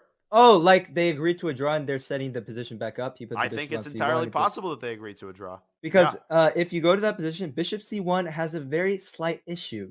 Very slight issue. The move a1 equals queen might be a problem. Well, so does queen d1. Queen d1 has to be a wrong move. Oh my goodness. Okay, forget it. I think it was a draw, but let's see what this is. Let's back up. Oh my god, but look at what John Michael Burke did. Harshit was repeating moves, and he played b3. Wait a second. So you're saying that after queen b2, he could have taken a draw immediately? Yeah, because black is up a piece right now. White sacked a piece in order to keep pursuing. Oh yeah, go back. Can we see the piece sack? Yeah, we can see the piece sack. The piece sack. Okay, so in this position, he goes bishop d2, b4, separating the knight from the bishop. And Harshit says, be my guest. Take that bishop. I'm just going to keep pursuing your queen on the A and B files. And John Michael Burke says, no, you're not. I'm going to give my queen up on the A file. Wait a Archie sec. says, okay, I'll take it. Apparently, according to the database, there might be games here. Is this some kind of prearranged Whoa. draw or prearranged draw, known theoretical draw? That would be the most impressive prearranged draw I've ever Prearranged. seen. I mean, I remember the draw between Magnus, the infamous Hikaru Magnus SEC, the Pierce draw with Bishop F2, Bishop B3, where Yes, the UChicago queen sack. I prefer this queen sack. At least I haven't seen it before. It's a much more creative way to make a draw. I agree. If you're already making a draw, you might as well entertain the fans while you're at it. So we'll get you word on what exactly is going on in this game. Let's not jump to any conclusions. The game might already be over. They might have already agreed to a draw. So we will update you as soon as we have a hard and fast result. Now we can go back to the UChicago match. I didn't mean to interrupt our overview of that match. We also have a really interesting game between Quezada Perez and Repka from our top match as well. I'll give you the final word. JX, where shall we go next? I think we just keep going down the line. Okay, so in this match. Yeah, No. I wanted to look at match. Chicago board 3. Okay, Chicago board 3 is, well, that's Kapil Chandran against, no, that's not Kapil Chandran. Is it? I don't think we looked at it yet. I don't think we have. So let me find that game. And that would be, if we can bring up the pairings here, that'll help me figure out who sits on board 3. All right. Let's see. Who is on board 3 for UChicago? It should be, I think, isn't it? It is Kapil Chandran, isn't it? You're right. Oh, it is Kapil Chandran. Oh, so this is a UChicago match. Why did I think that This is what my dad tells me all the time. Always trust your first instinct. Your first instinct is always correct. The first move that you think of is always correct. Okay, so Zinski goes to University of Chicago as well. Where did I think they would have going? No, this is the Chicago match. I don't know what I was thinking. And they are playing, yeah, of course, they're playing UTRGV Team B. So what do we make of this? However, we did check this game. It was Queen D3, Queen D5, and this. And not much has happened here. I think, yes, that's exactly what I was thinking. A snooze fest, yeah. This is the ultimate snooze fest. And they're also very similarly rated, which I think it increases the likelihood that neither side will do anything, like John Michael Burke's B3. Right. I mean, if I had to choose a side, I would still choose black. I think Rook A to C8 maybe, and pretend that you have. Yeah, you want to trade your own terms here, right? Like if White wants to trade bishops, be my guest. You take with the C knight, you open that Rook, and also get a lot of active ideas going. So yeah, I do like your move Rook A C8. Probably would be met with A3, and then you could do a lot of things. You could drop the bishop back maybe, and I agree with you. I think that black would have the better side of equality. I think.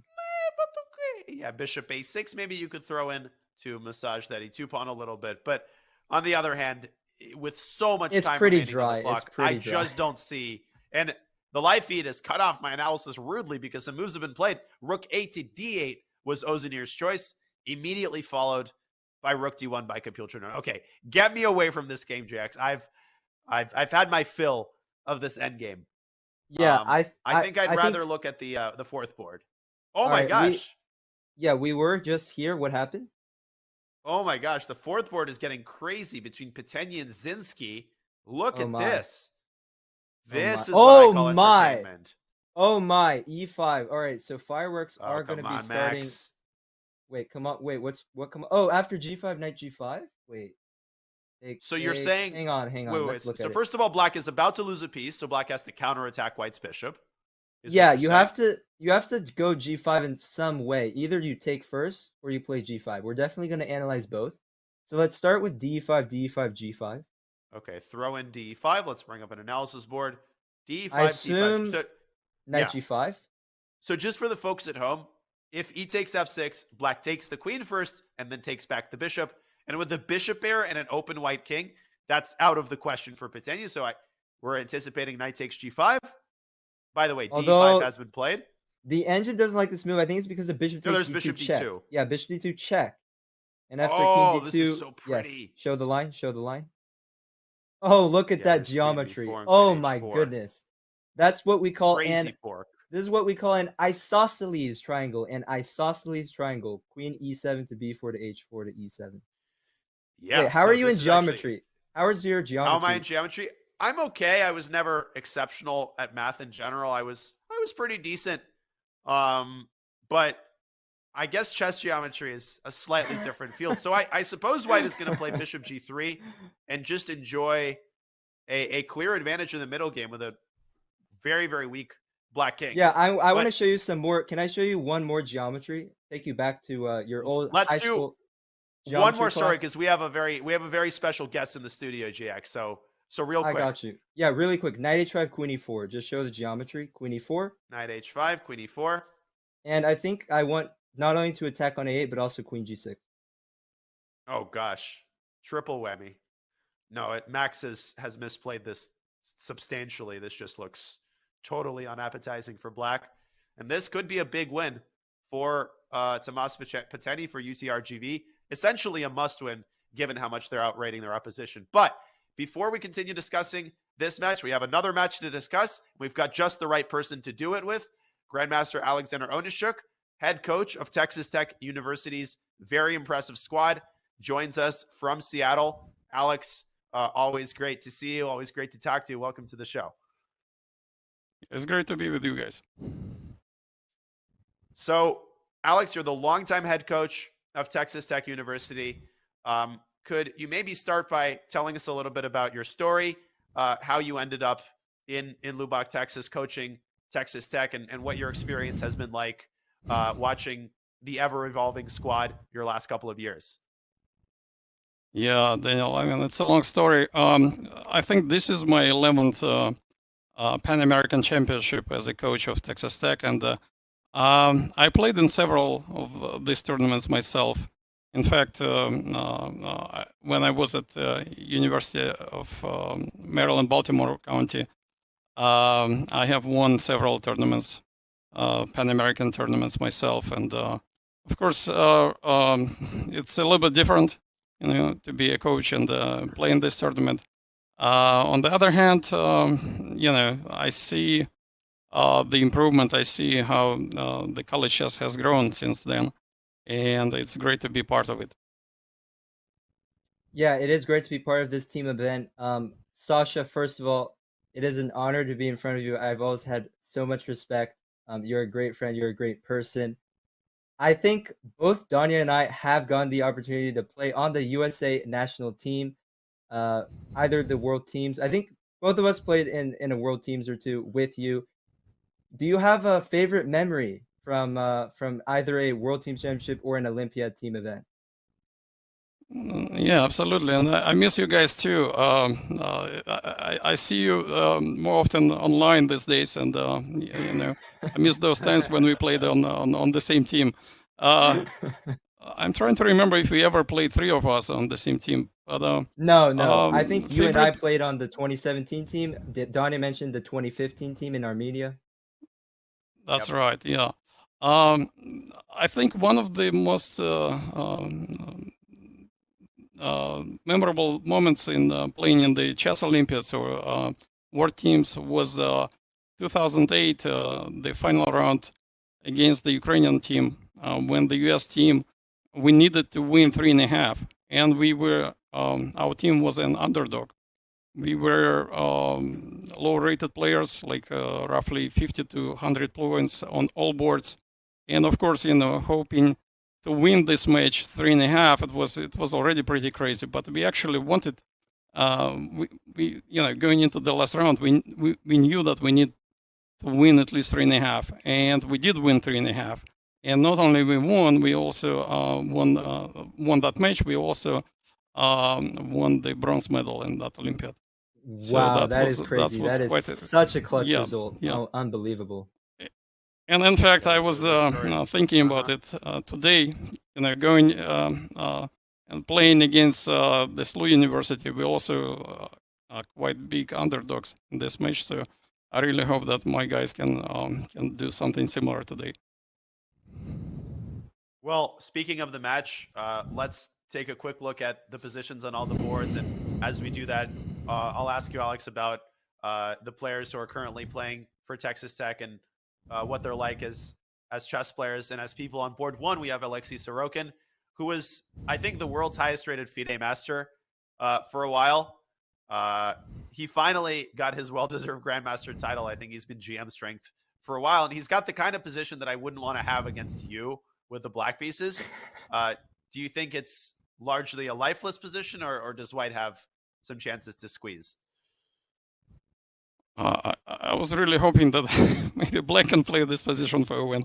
But I think it's really critical right now if white can take on d6 or not. And I think he can, but I mean, the question is if white will take on d6. I think rook takes d6. Yeah. Sasha, just a second Jeffrey, what ago, do you think? King e7 or knight c5? We went down this line. I'll tell you the line right before you came in, like 10 minutes ago. We looked at knight c5, rook b6, rook d3, king f1, rook cd8. What do you think about this? I think black has some. I mean, again, the question is like if we have sufficient compensation, if it's enough to, to equalize in this position. On the other hand, it's black is pretty active, so I'm quite happy with this position for black. I think we are playing for 3 results here. I thought it was 3 results, but I'm worried about rook c2 now. Rook c2 with the idea of king e2 and not to allow rook d2 check. That's right. Plenty of chances for black, I think, to improve. Like after rook b6, there's alternatives. Like what? What if I just play something like rook c7 here, just as an idea? So let's say king f1. Not threatening anything. I mean, yeah, king f1. Right. Maybe. And so I see you have a plan. You want to play king e2, and then maybe rook d1, right? And it goes pretty quickly. And if knight d7, then maybe rook. Rook sorry, d4. Yeah, rook d4 makes sense in this position. No, knight d7 always rook d6. Yeah. But now knight d7 is a more serious idea. Is it? Why? Well, forcing rook d4, and then maybe just back to c5, something like that. Oh, right. Or knight d5, knight c6, right? Sorry. Oh yeah. What? Going for a5. Yeah. That's what I thought the idea was. Knight d7. Also, I like rook d4. Yeah, I was gonna say I like rook d4 just to provoke f3, just to provoke an additional weakness there. And then like you said, the knight could start jumping around. Yeah, but now I see that E5? realistically black. No, e5 is e5, knight e5, rook b6, but I don't believe in this somehow. That doesn't make sense. It did happen, right? This is the game. Oh, but king e7 E5 is a good move. Wait, I underestimated king e7 because I was thinking rook dd1. But I guess after knight c5, black is getting activity. Yeah, this was Alexei's idea.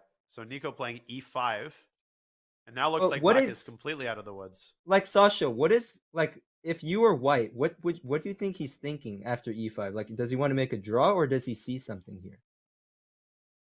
Well, frankly, I don't like e5 at all. I think no, I like e5 from 95... your point of view. I like e5 from your team's point of view. Yeah.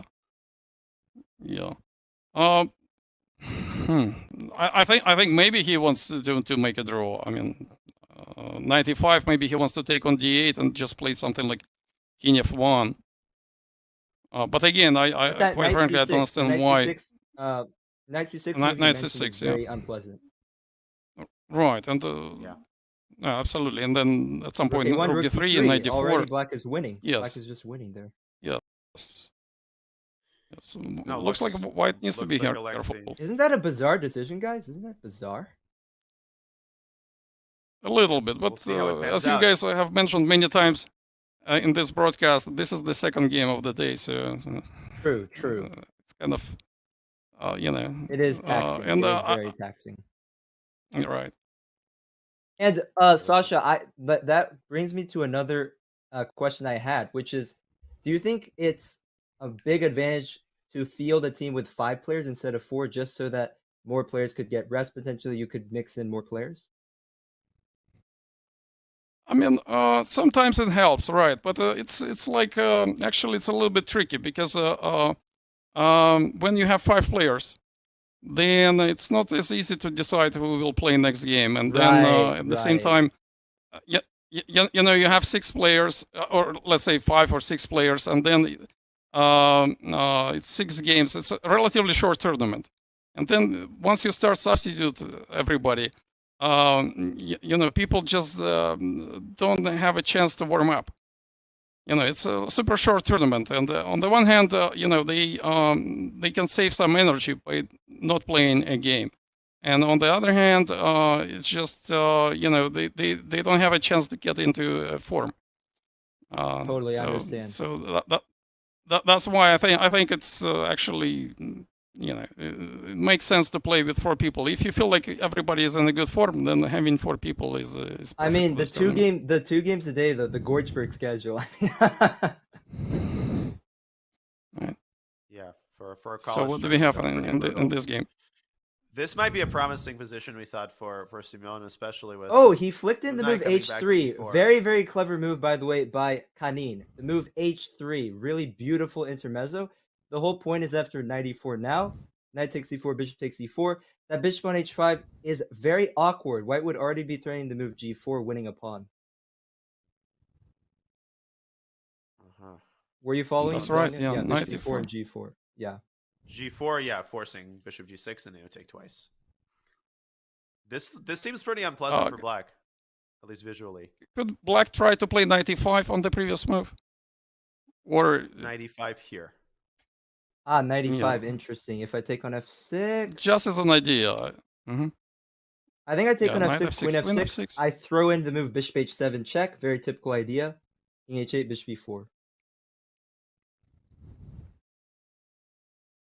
Right. And then and here maybe something like queen e7 or... I mean, bishop g6, I castle. Okay, queen e7, I castle. Takes a knight f3. Okay, queen e7 castles. And bishop g6 now? I'm thinking maybe the moment I open up this bishop, you might be in a world of hurt. Here, maybe actually, bishop e5 wins a pawn, right? Oh, you can just take and take. Yeah, Danya, can we look at your line?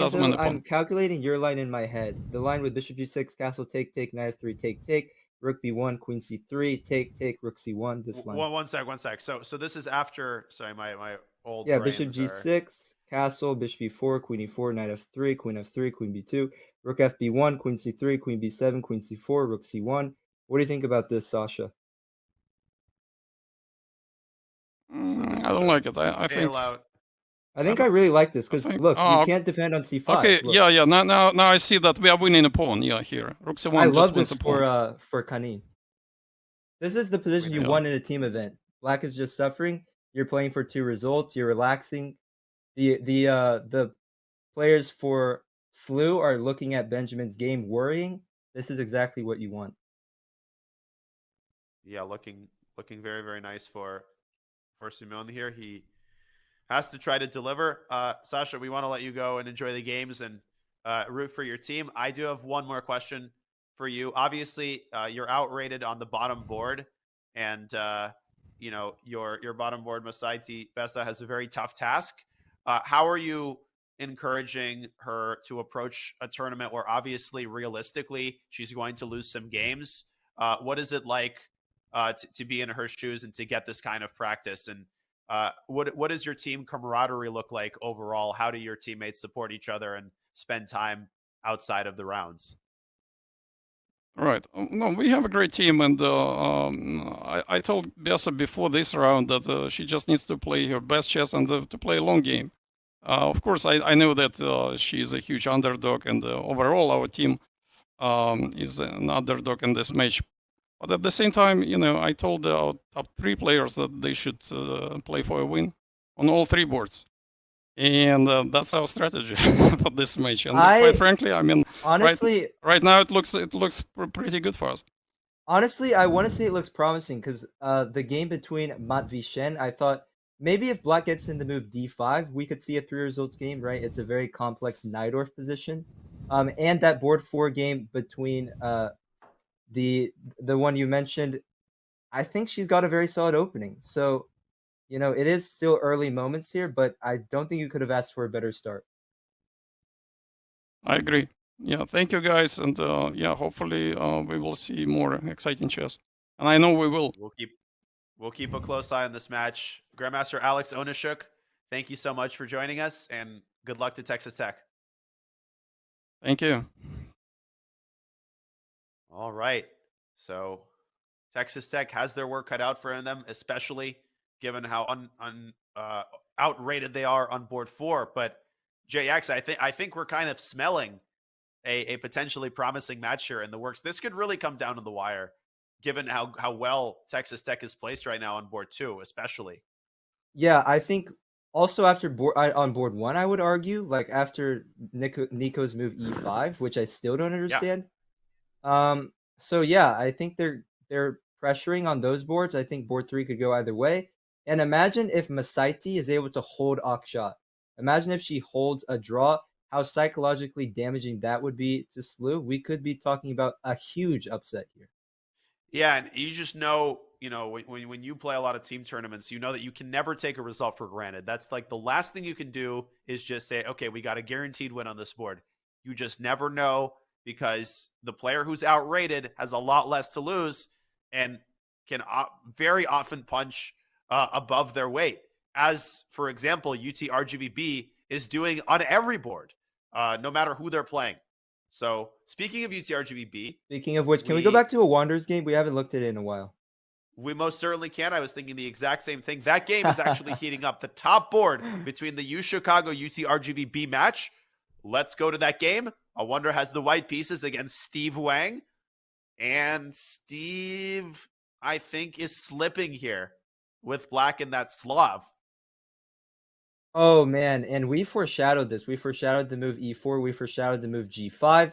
And the moment e4 comes, black probably can't even take on e4, because after queen takes e4, look at the pressure being mounted on that c6 pawn. Yeah, it's super nasty. The black king is not feeling too comfortable either. Meanwhile, white's king is entirely safe. Black has nothing going on the queen side. This is flat out. I mean, this is one of those few instances where I actually agree with the eval bar. I think plus 1.6 plus 2 I do as well. Is a reasonably fair evaluation here. And so what if, yeah. I wanted to say, oh my God, guys, take a shot here. I'm going to mention Danya speedrun yet again. Take a shot. Right, here I go. Yes. You got my root beer. Danya's name is the Frankfurt Airport. And the reason this is his name is because he often talks about backward knight moves, backward knight maneuvers, maneuvering around, taking a long time to reach, just like you transfer out of a Frankfurt Airport. And as you can see, I am talking about the maneuver knight g1, knight f3. And once you kick out the rook, maybe the knight could jump to e5. Maybe you go h4, h5. Doesn't that look like a good idea? Well, I appreciate that reference. And I think you make a great point. Knight f3 not only prepares to get the knight to e5, it basically addresses two problems. It gets rid of black's most active piece and prepares to open a second front on the king side. So that's an incredibly juicy idea. And it's right up a Wonder's alley. I think when I play him in Blitz, he spots these types of maneuvers like instantly. Knight e2 to g1, very cagey moves like that. He has absolutely no trouble finding. So not only is this objectively bad, I also think a Wonder is really enjoying himself here. Oh, man. And we can see him. He's chilling. He's looking at every single board in that hall. He's just walking around. Yeah. I love this feeling where you've got your opponent where you want them. Totally under control. And just last thing I'll say, d takes e4. You could even swing the queen to g3 if you want to knock the rook away immediately. And then oh my God, I love this, because then you're going to set up this configuration. You're going to go queen f3, and then h4, h5, and knight g3 also to support. Actually, I like your idea even better now. And that could be busto so quickly with that ridiculously weak pawn on c6. In the context of all that, maybe black should not take on e4, but then you're opening yourself up potentially to f5 related ideas. Queen g3 is a flat out threat in this position, followed by f5. You know what I think? You know what I'm thinking? The main problem here is not that white has checkmating threats. It's that black can't do anything. Look at black's position. Rook on a7, queen on c8, knight on d7, bishop on e7. Literally no active squares. This is so passive. This is so sad. The black pieces are just not breathing here. The more I look at this, the more I'm beginning to get convinced that black actually might just be practically being lost here. Oh my god, knight And b8. Steve Oh my continues goodness. to dial his pieces back. Queen g3 looks mighty, mighty tempting here, followed by h4. White is all the time in the world, too. There's no hurry. It's not like black is about to consolidate or anything even remotely like that. I mean, after queen g3, rook h8, h4, as black, you might as well set up your pieces for the next game. Rook a8, bishop f8, resign, move on. It is disaster for Tianqi. This will be a big result if a wonder can secure the victory on board 1 with the white pieces, especially given, well, Balakrishnan, we determined, is slightly worse against Jakob Fuss, but he is still has an incredibly solid position. So let's not pretend that he's about to lose or anything like that. And I think Chicago is doing pretty decently on all boards except the 4th one, where Magzinski is really struggling to keep control against probably. I mean, can we go back to that game just to see if the queen e4 was played? Like, did they go down that road? They are going down a very similar road. Yeah, you called it. If the knight moves away from f6, which it doesn't have to do because the queen on e2 is hanging, but queen e4 is all just... Blah. Oh, man. And not even that. Just black. The combination of black's weak king and very bad and passive pieces, and that bishop on b3 just slicing through black's position, and 25 extra minutes. Bad news for Zinski. Very, very bad news. So yeah, I mean, this match might heat up. Oh, bishop f5 though is very clever, making use of the pin and not allowing queen e4. Although, the knight d4 move, I missed that. I mean, I think you don't even like something calm like rook d1. Probably just rook d1. I would actually step on the gas pedal though for white. Let's actually think about. Let's try to be precise here for white. So let's start with knight d4. Let's say bishop g6. Okay, we'll bring up queen f3. Yeah, wait. So if oh my god, my a8 rook is hanging too. Gosh, yeah. I thought you were just getting out of the pin. Oh my god, I'm just losing material. Like the worst piece in the world. No, I'm just losing material here. I have to take on d3, take on a8. No, that's game over. Take on d2, take on a8, and the queen easily evacuates back whichever direction it wants to go. Oh, knight c4 might basically end the game unless Zinski starts defending like an engine here.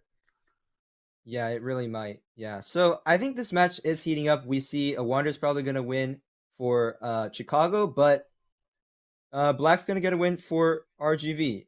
Shall we take a look at board 4? I want to see the Harvard team in action. The Harvard team taking on Harvard team. Okay, so Jennifer Yu has the top board against Camille Dragoon in that match, but you want to look at the 4th board between Irakli Muradze and Wesley Wang. Not necessarily the 4th board. I called it the 4th board because they're playing on board 4. Like the 4th board in the overall match. I got you. So let's look at the top board and the 4th board. Jennifer Yu against Camille Dragoon.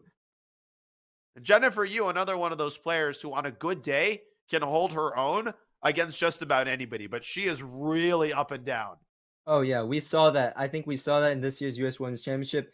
There were 13 games in that tournament. She had 12 decisive games. 12 out of 13 decisive games. She won 9 of them and lost 3, I think, drew 1. So here we see a pretty mild position. Carlsbad, but I really like that last move from Camille Dragoon, g6, preparing bishop f5. Yeah, black is better. Black has the 2 bishops, pressure on b4. And a lot of people, they assume that as long as white is able to play b4, white's better. It doesn't work like that. Yeah, you've played b4, congratulations, but you can't even go b5. And even if you do go b5, black's setup is incredibly solid. I think Camille has a clear advantage here out of the opening. Couldn't agree more. Honestly, I couldn't agree more. Also, the move you want to play is b5, but then you drop the a3 pawn. And there's another positional idea here, which is to maybe take on b4 and go b5 yourself for black. Fix that pawn on b4 as a long-term weakness. And create for yourself a potential stronghold on c4. And Jennifer falling behind on the clock as well. This just has the fingerprints of the kind of game that where the higher rated player just kind of plays smoothly and outplays the lower rated player. Let's go. Let's keep going down. Okay, keep going down. We have Victor Gazik on board 2 for UTRGV Team A, facing off against Christopher Shen, FIDE master. And a very nice position here, at least on the surface, for the lower rated player with black. I completely agree. I think black has the trumps here on the king side, which seems to be the side that the action is taking place. The queen side is completely blocked for the moment. I don't know what black is thinking about. I couldn't have resisted the urge to play f5. I guess he's slightly concerned about the diagonal opening, but I wouldn't care. I would just go f5 here.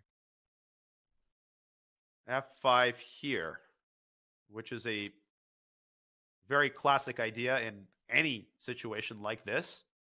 What is white doing? Like, how does white play against the very prosaic plan of f5, f4? Yeah, the more I look at it, you don't even have to rush with f5. You can even just play rook a8, and you can even play g5, knight g6. Now that you put the g5 move on the board, maybe g5, knight g6. Like, white's only idea I see is to play knight b2, bishop c3. But by the time you try that, maybe black's going to already checkmate you over on the king side. So yeah, that is slower than a Model T on a Daytona 500 racetrack. Like, by the time you take that knight and then win the pawn and move the knight back and create a passer, the earth will have turned into a supernova. Like, the black's attack comes really, really fast. One wonders why Gazik closed down the queen side like this. Was that unintentional? Did he think that black didn't have anything on the other side of the board? Really strange play, honestly, by the international master here. Right. And shall we keep moving along over to board 3? We shall. On board 3, we have Akira Nakata for Harvard against Yuri Drushka, which I probably butchered, from UT I think you actually nailed it. It's possible. I've got most of the Eastern European name pronunciations down. An interesting position here. This is a lot more double-edged than what we just came out of. Looks like an English, where white has this nice little pawn on d5, which really clamps down on black's position. But black's got a well-placed knight on e4 and some pressure on the b4 pawn. It's pretty double-edged position, isn't it? Again, my first instinct, though, albeit double-edged, I totally agree with you. This is double-edged, a lot of stuff going on. White should have an advantage due to that pawn on d5 that you mentioned, the backward c pawn, coupled with the fact that the bishop on b2 could be a sniper, very similar to the other game we saw between Semyon Kanin. Very similarly, this bishop cannot be contested on the long diagonal, and I could see some problems coming for black in the future. Yeah, I could as well. The question really, though, is how do you transform this very strong bishop into something concrete? Do you move the knight away? I was thinking knight e2. It's hard to find a move here. I was thinking knight e2, knight f4, but you have to watch out for knight takes f2. You have to watch out for that. In fact, I would argue that if you start with knight e2, knight takes f2 straight away looks really good for black. Oh man, maybe it does. Rook f2. Let's show the line. Rook f2, bishop. Rook e3 not out of the question, but I think bishop e3 is simple.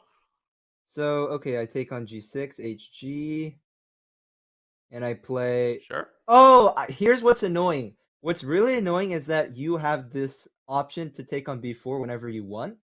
So, like, I wanted to play queen d3, but then you just take on f2, take on b4, you take on a1, you go queen h4, and you take on b4. Oh, so, that's really nice geometry. I'll show that line. That's really cute. Isn't it amazing? Go ahead and show the line first. Yep. Yeah, you know what's amazing?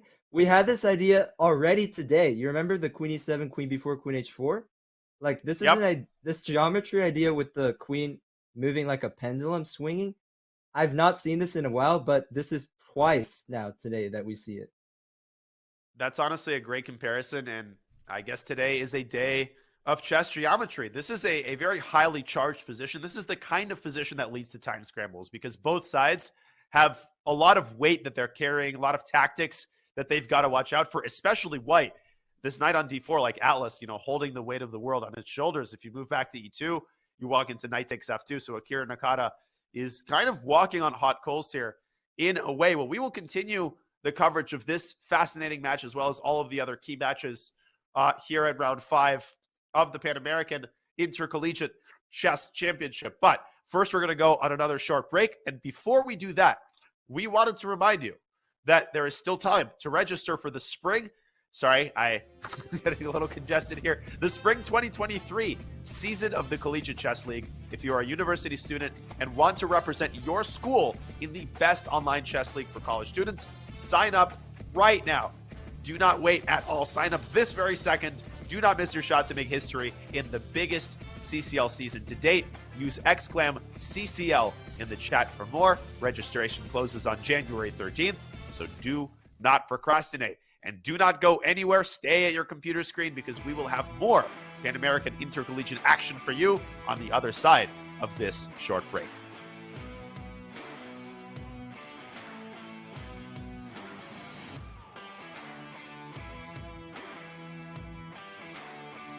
January is a special time. The Tata Steel Super Tournament is the Wimbledon of chess. All of the greatest players in the last half century and beyond have made the wintry journey to Vikings and played and won. Just rook f7, check, boom, rook takes d4, immediately played. In 2023, the reigning world chess champion, Magnus Carlsen, returns in the hopes of winning his 9th title.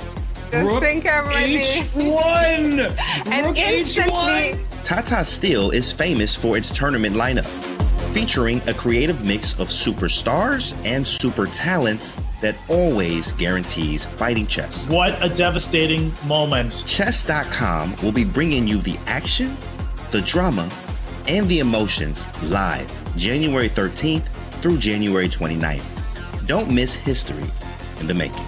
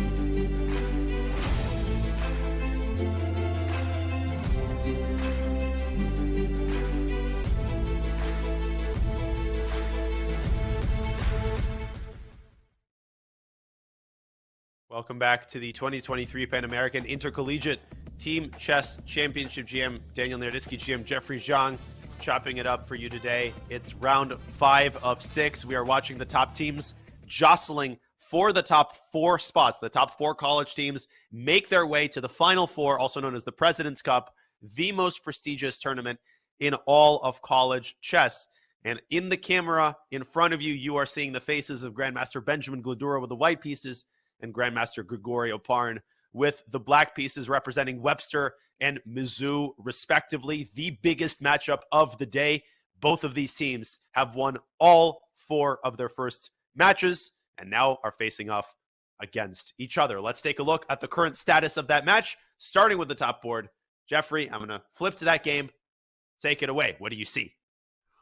Right. We checked in on this game earlier on. It was the Nimzo where Gladura played G3. Surprisingly, I wanted to play G4, as did you. And now the position has transformed quite a bit. We saw a very key trade just happen if we back up one move.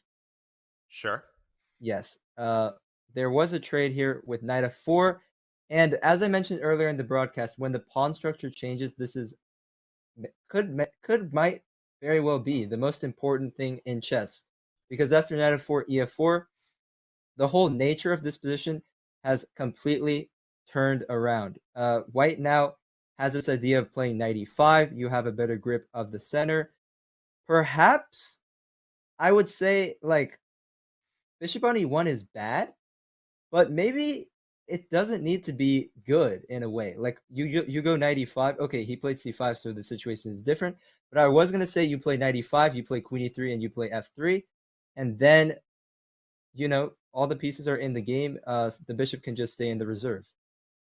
Yeah, that Knight on e4 occupies what may seem to be an outpost, but that's actually kind of a specious designation. It's not really an outpost because White can play f3 essentially on demand, and then the knight will never be able to get back to e4 as long as the f-pawn lives. So I think what Oparn is saying is that, listen, I've got 2 tempi until White pushes my knight off of e4 permanently. I've got to make something happen in those 2 tempi, and that's why we see no small measure of desperation from him as he plays c5. Now, let me ask an immodest question. What if White just takes on c5 and then takes on a5? Right. I was considering. I was absolutely calculating the same thing, because after dc5, if obviously knight c5, queen d5 is no good. If bishop c5, it just feels a bit shaky. Like you would be left with this isolated pawn.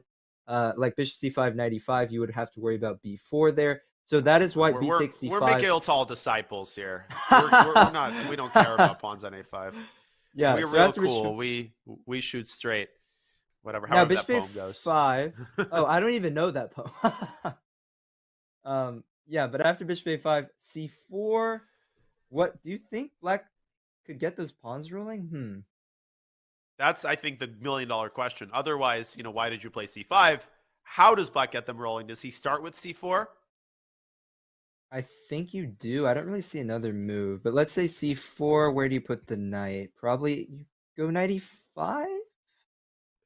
Not sure. Knight e5.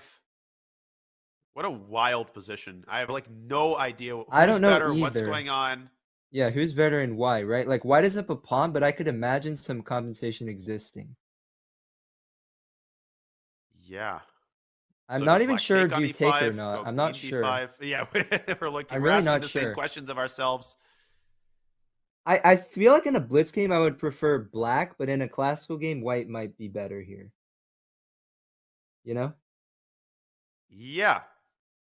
But at this point, with less than 40 minutes for both sides, you're almost talking about a rapid game. Not quite, but you're getting into that territory. Without much hesitation, the Hungarian Grandmaster takes on c5. And I think he's calling Grigori's bluff. Because at this point, what are you suffering for if you don't take the pawn, right? Then why have you taken on c5? Yeah, exactly. I think we're more or less going to see this. There is one thing that I will point out. I just noticed after bishop a5, c4, knight e5. What about bishop takes c5, fe5, f4?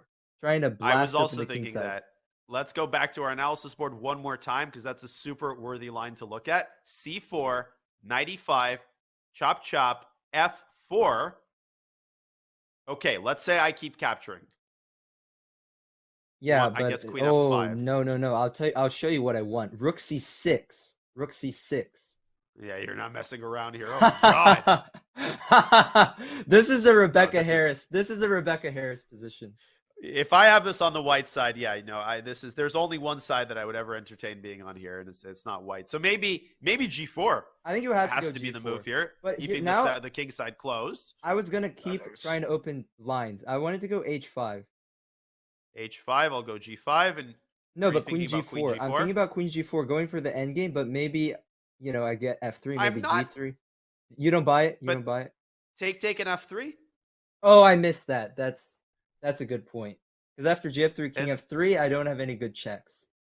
I'm sure it's still extremely double-edged. I mean, with a knight like this, you're not going to be all that No. much worse. No, I don't think But so. it's not because- no, it's not really I'll what show you you what wanted. the problem is. After f3, gf3, king f3, I Okay. wanted rook b8.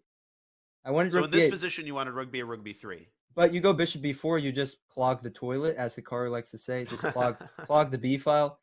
And I think white is much better. You go rook d1 next. White is much better. So good spot by you, f3. Fossilize the bash and rotate juice to e7, tie the horse and the pony. And white's winning. It's really as simple as that. So wild complications here.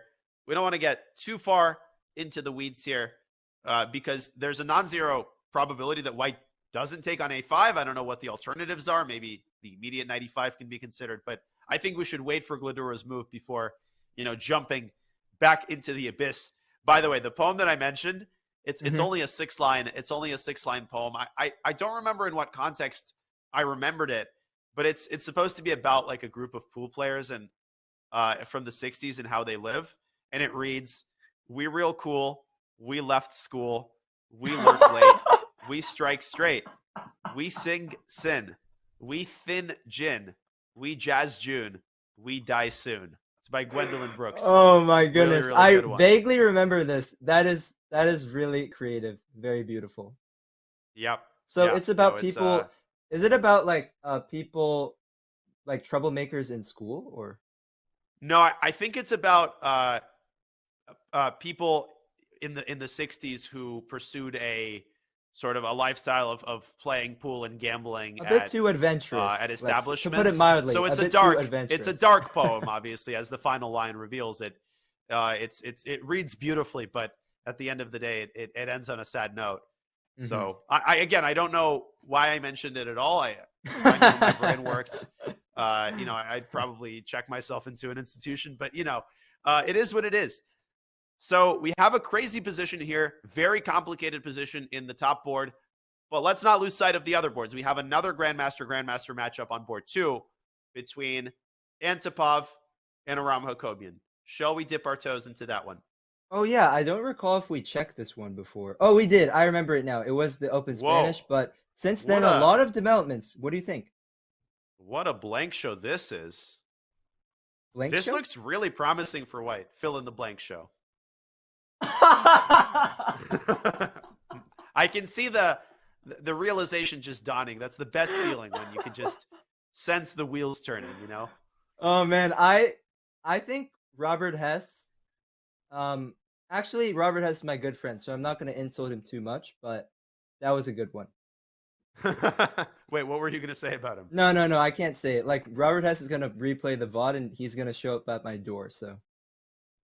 I think he's already at your door. Wait, who's that behind you? All right, so what what's going about on this here? position? Yeah, what's going on? Yeah, we're supposed to commentate chess. Okay. Queen c1 was Mikhail Antipov's last move. Gee, I wonder where the queen is going. Maybe it's going to h6. I believe, yeah. I mean, Black probably has to take everything on e4 because, as you said, Probably. if knight f6 comes, bishop f6, ef6, that's just mate. So I think you take everything on e4, and then maybe you just play. I don't know. Let's put it on the board. Actually, just take everything on Okay. e4. Okay. So Get a bit closer. take. BC. And now, suppose. no, I don't know about BC. Like, why do you have to rush? I guess I don't you know don't about have to rush BC. in. Also, Queen c3 would set up a potential battery. Right. threat Yeah, b6, I wouldn't so you're do right. that. Would you go a5? Would you play like queen e6, queen d5? Like, there are a lot of What's- options here. Well, what's annoying is that the knight on c6 doesn't have the support of a pawn. So if you stray too far away from the knight, the rook can shift over to c4 maybe. It does seem to me that white is the one having the fun here. Maybe white is not objectively better, but Aram is kind of walking on hot coals here. I agree with you. Yeah, because the key, as you mentioned, a very great point, that knight on c6 and that pawn on c7 seem to be quite vulnerable. Like in the future, let's say once the pawns get swapped, inevitably b4 and c3, white's going to get pressure along the c file. White has a slightly better structure, maybe potential to attack on the king side as well. So I agree with you. White is for choice. And 24 minutes for Aram, which is not something you say every day. He's actually one of the fastest players on the kind of classical tournament circuit. He plays really quickly most of the time. And players like that, you know, we're not talking about the Grishiks of the world who feel more comfortable when they get into time pressure. Players like Aram, they're just not as experienced dealing with time pressure for the rest of the game. So if he takes another 15 minutes, I feel like he's going to have that to compound the problems with his position. So I think a big opportunity here for Mizzou, for Mikhail Antipov to score what would be a huge victory on board 2. I think so. And the game between Burke and Raja, we know, has been drawn. Let's check back in on board 3. Okay, board 3 is Kizada Perez against Christopher Repka. And I also think this game is about to end in a draw. Let's check into it. Yeah, this one is not going to last much longer. This one is not going to last much longer, I think. What do you mean? Like, you think all the rooks come off? I'm not sure. I think they agree a draw. Bishop takes f5, and then you take c2. Draw? Draw. No, if I had to predict how this game is going to end, I would predict the following. Bishop takes f5, rook f to e1, rook takes c1, rook takes c1, bishop takes c2, and then black pre-moves rook d1. All right, but I do have bishop d4 though, right? True, bishop d4 king f7. Yeah, you make some moves, f3, g6, king f2. You know, the funny thing is, if you really wanted the draw, you would go c5. Oh, you're right. You're absolutely right. But I don't think Hikaru would do that. No. Why though? Why would he do? If he needs a draw, maybe. If he wants a draw, I feel like no. I'm gonna tell you something. Hikaru would absolutely not do that, and here's why. He always wants to make a draw, like on the positive side. He wants you to be begging for the draw from a position of strength. Exactly, from a position of strength. He's not gonna be the one to beg for a draw. True. No, I touche. Yeah, I would be the one playing c5 there. Why is black thinking here? Is he thinking about? No, he's definitely in the bathroom. He's definitely in the bathroom. If you look at we have a camera view that you guys watching the commentary don't quite see just yet. But I'm trying to look into the distance, and I actually don't see them playing. Oh, the game has already been. Maybe they've already agreed to a draw. Oh, it's already a draw. It's a draw. Yeah, I mean you're right. He takes f5. Oh, beautiful camera view there. Look over at the third board. That game is definitely over. It's the pieces are set back up. Middle. Yeah. Okay, so we have another draw. He takes f5 was accompanied by a draw for which was accepted. Christopher Repka, fantastic opening preparation with the black pieces in his last 2 black games. Absolutely fantastic. And I mean, this is just I wouldn't call it a dream result, but you make an easy draw with black. That's the kind of just breathe a sigh of relief. Like, I've done my job. My job was to make a draw with black. Now it's up to the rest of the team. And what that means is that it's all down to the first 2 boards. And I think my hunch is that Mizzou has the edge. That's just my hunch. I think Oparin, that position, albeit unclear, it fits right into his. It's right up his alley, and the Antipov game is clearly two results for Team Mizzou. It most certainly is, especially if Mikhail can keep up the pressure for another couple moves, get Aram further into time pressure. We will bring you that action as it arises. We'll keep a close eye on our top marquee matchup. But it's been a while, Jay, since we've checked into our under 1800 match. Great the All-Women's University of Washington Team B facing off against University of Texas at Austin B.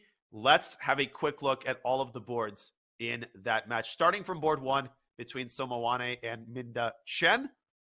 So this was a nice position for black out of the opening, and I think it's still a really nice position for black. It's only gotten better since then. I think so. Yeah, now you've got the two bishops. Maybe that bishop plants itself on e4, which would be a force to be reckoned with. Queen b7. I love this. After you go bishop e4, maybe knight a5. Wait, knight a5 right now is a threat. I just realized. This looks great. Ooh. Yeah, white's knight on b5 is very loose. The queen is very loose. The king is very loose. Loosey goosey. Yeah. Loosey goosey, knight a5 coming in. Maybe it's worth playing a4, but then you're beginning the light squares on the queen side. Oh, knight a5 anyway? Yeah. Oh, probably. This is very hard to play for white. Yeah. You can see Minda and Atarv on the camera there. Tough position for white. Maybe trying to exploit black's time pressure is his best chance at this point. I would like to give a shout out to Atharv Sonawane. This is someone that I've grew up playing chess with in the Dallas Chess Club. Really nice to see him here. He looks all grown up. We were playing there when we were like 10 years old. So this is just a great sight. Yeah, no, always awesome to see people who you know from your childhood making a reemergence, a reappearance. Let's look at the other boards real quick from this match. On board 2, we have Kondowal against Eswaran. We've got the players taking their sweet time here. They're only on move 18. I really like to see that. I really like to see when like under 2,200 players take their time, because I know a lot of cases where, you know, they don't really take the game all that seriously. They're used to playing online blitz and bullet. They finish the game with 1 hour on their clock, but these players are very, very serious. They want to find the right moves, and they are spending the necessary time. And they know the importance of these games. They want to represent their school.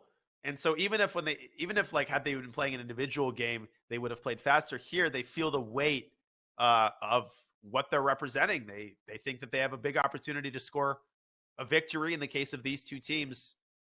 And I actually think that black, Eswaran, has done a great job of recovering from a very dubious opening. Yeah, the king is still on f8, but bishop takes f6. Wait a second. I don't understand this move. I don't either. Like knight f6. Doesn't that just give away the bishop pair? That's what I thought. And not only that, but black would then be attacking the pawn d5 twice. Like, what is even the follow-up? Yeah, knight f6. I guess you have to move the queen away. Maybe just queen c2 is the way to go. Sack the pawn and open up the position. Wait, this is looking spicy. Let's play through some moves here. Let's go knight takes d5. Okay. My spidey sense is tingling. Rebecca Harris says knight takes d6. Jeffrey X says queen takes d6. All right. Survey says rook takes c8 check. Okay. And then I'll throw in another check on e1. Yeah, and now I thought I would run the other way. Let me think about this, though. Because I can go to d8 or f8. Is laughing at me. Would you like to retract your move? Sure. I'll go sure. rook d1 instead. Yeah, I was more worried. Better. I was more worried about rook d1 personally. This is juicier. This is juicier because that knight on d5 is going to be under serious fire, dude. Hang on, what? What catches your eye? I was thinking, why not knight b4? Bishop takes b5, AB? AB, queen e2, queen e7, queen b5, king f8, and rook d7. Oh wait, no king f8. I go knight c6. Oh, rook e1. Oh my god, rook e1. No, you outcalculated me. Shoot. No, I didn't see any of that actually. Let me show that line really quickly. And then we'll go back to the game because white actually ended up playing queen d2 rather than queen c2. What we were talking about is knight b4, bang, then a side check on e2, forcing black's queen down. And after queen takes b5, major problems for black. If you shift your king over, you allow the rook infiltration. If you block with a knight, you allow the pin on e1. But instead, Kushi Kondowal playing queen to d2, which also seems very reasonable. I think it also works. This is high quality play by both players. Very high quality. So now as black, I'm starting to think that pawn on d5 is poison. That's what we call the poisonous apple. Wait, is it poisonous apple? I'm not very familiar. Is it like the poison? You know, the Adam and Eve, was it an apple that they ate? The forbidden, yeah, I think it was the apple. It was an It apple. was the apple, right? Okay, so I got from that the tree right. of knowledge. So yeah, I think D5 is the apple from the tree of knowledge. Whether or not, That's a good reference, actually. yeah, whether or not I can do something else, that's the question. Maybe you take on E4 here. I actually, now that I think about it, I went down that rabbit hole. I think it might have been a fruit, and nobody knows what that fruit is because the old ancient. Exactly. I'm not sure if it was an apple. That's what I'm has thinking no too. direct translation. Like nobody knows what fruit it was. Anyway, something for the scholars. Yeah. in Twitch chat. Apologies to the players here that we're talking about the Bible. Let's focus back on the chess. No, I think we should talk about the Bible. I think we should look at the other games in this match though, because Black has a big decision on his hands, and once Black makes the decision of either taking on D5 or taking on E4, I think we can revisit this game and we'll have more clarity. Totally agree. Let's keep going.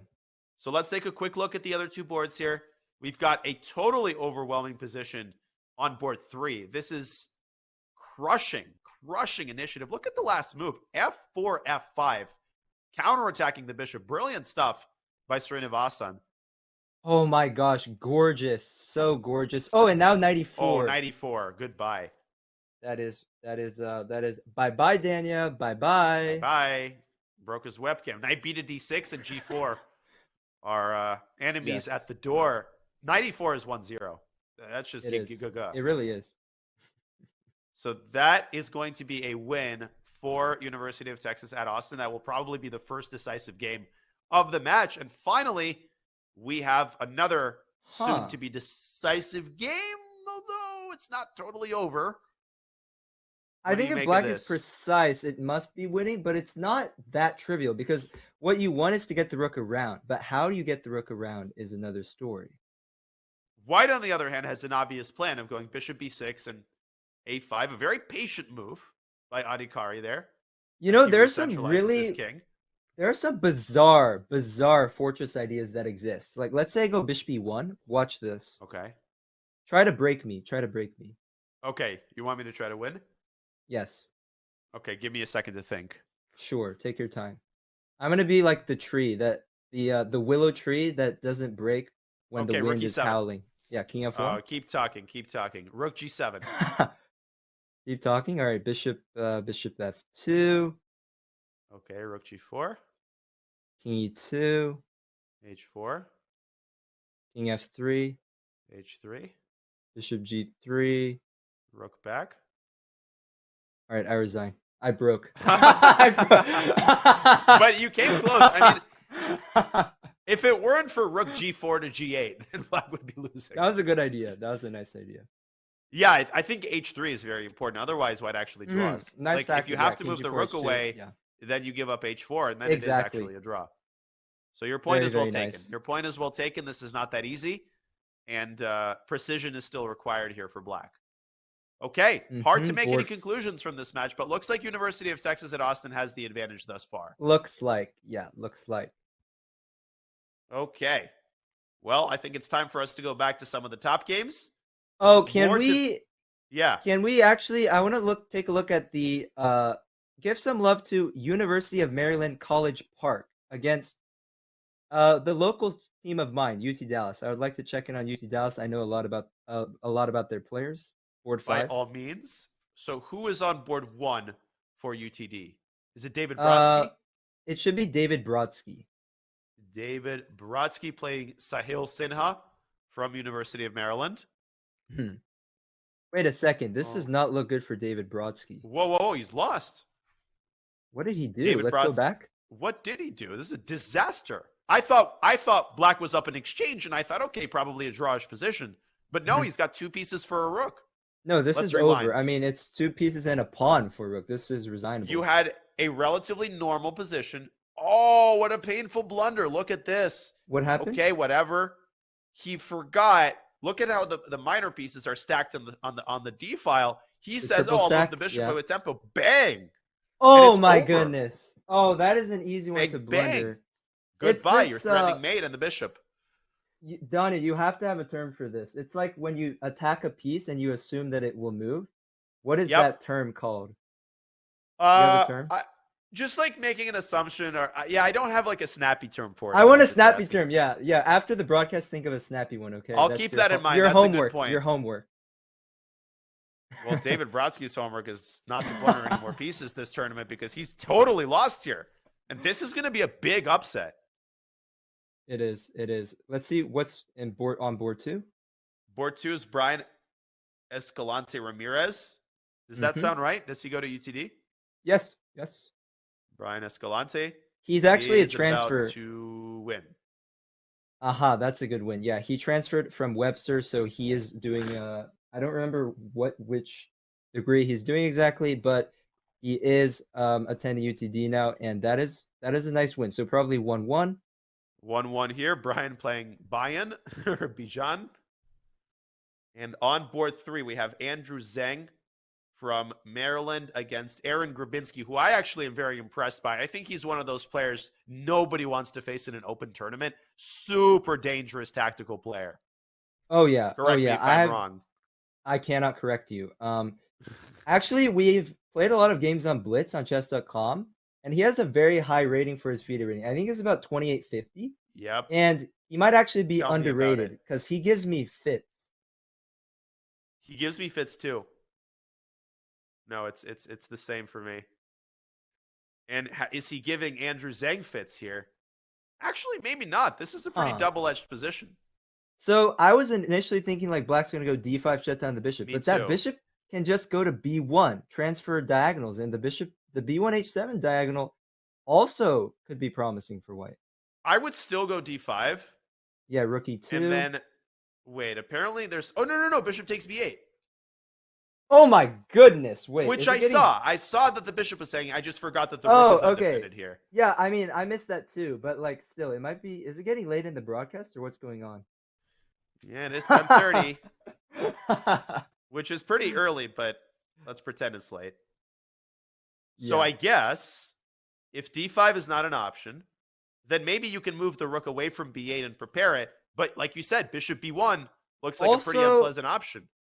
Also, I don't even need to rush with Bishop B1 because what I want is I want you to go D5 and then I'll, drop with tempo. Like I would first go rook E2. I want to wait for D5. That's my point. Yep.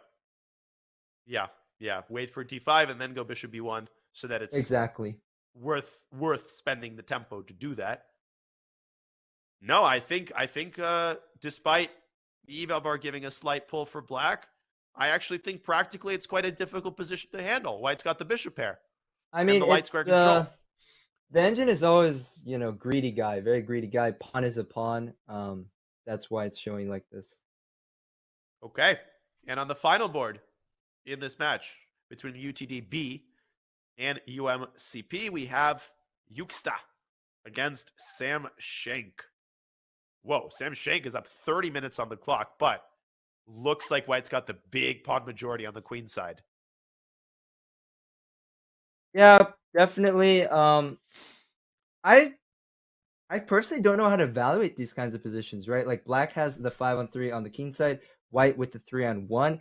Intuitively, I would think the 3-on-1 is better. However, with so many pieces on the board, maybe there is some argument to be made for Black's position here.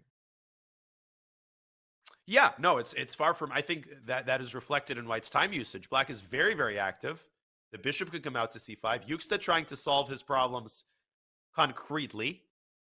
That's an awesome name, Carolus Yuxta. Oh, I love that. I wish I had that name.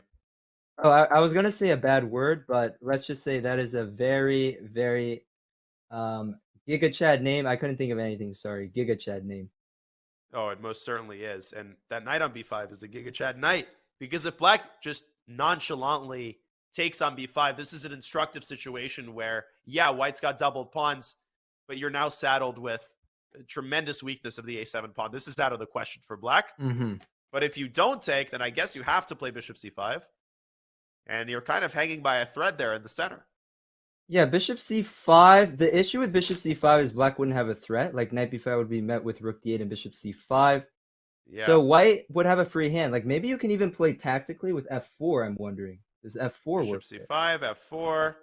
And if you play knight takes b5, like you said, takes, and White is winning. Yeah, so you would have to find another move.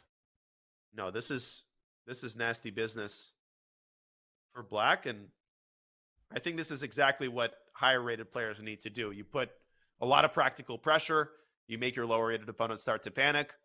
I think Yuxta's got great winning chances here despite the deficit on the clock.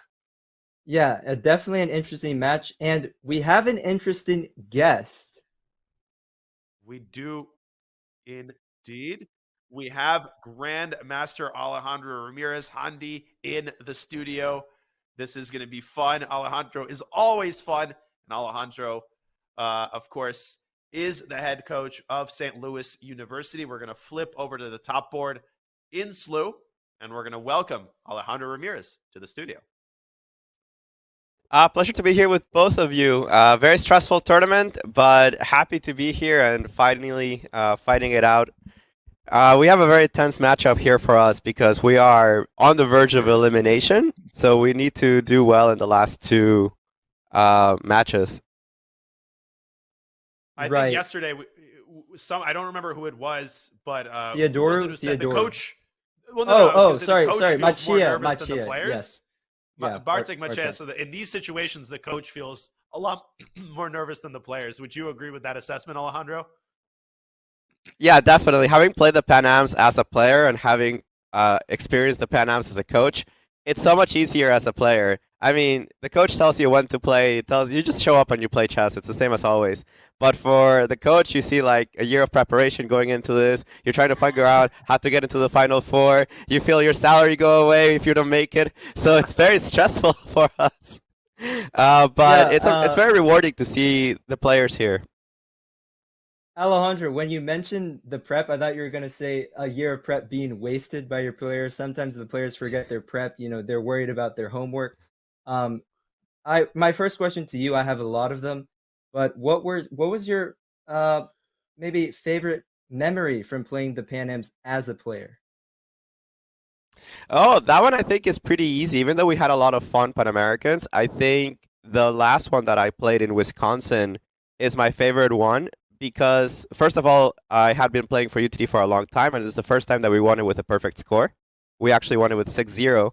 And because some of my friends and teammates that were playing in that Pan Am with me are now the coaches of the other universities.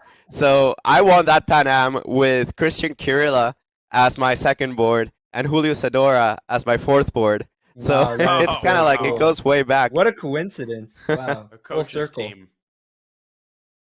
Yeah. I think that out of the top 5 universities, every single coach has won the Pan Ams at least once.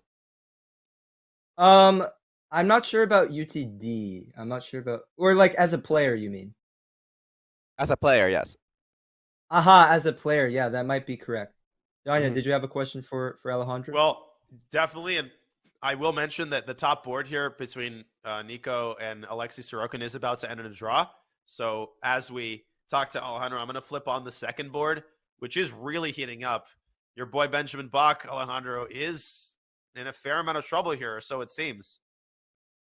Yeah, he's struggling in this tournament. I think his time management has been, kind of off-balanced, and he's in a lot of trouble here. I think that he had a fine position from the opening, but I don't know what happened that he allowed White to kind of managed to get his king to the queen side, and now his king side is in real trouble. He was like maybe 2 moves away from consolidating the king side, but there was no time. This move g5, either he underestimated it or he missed it, because again, he's in the tank, and this is a dangerous situation to be in.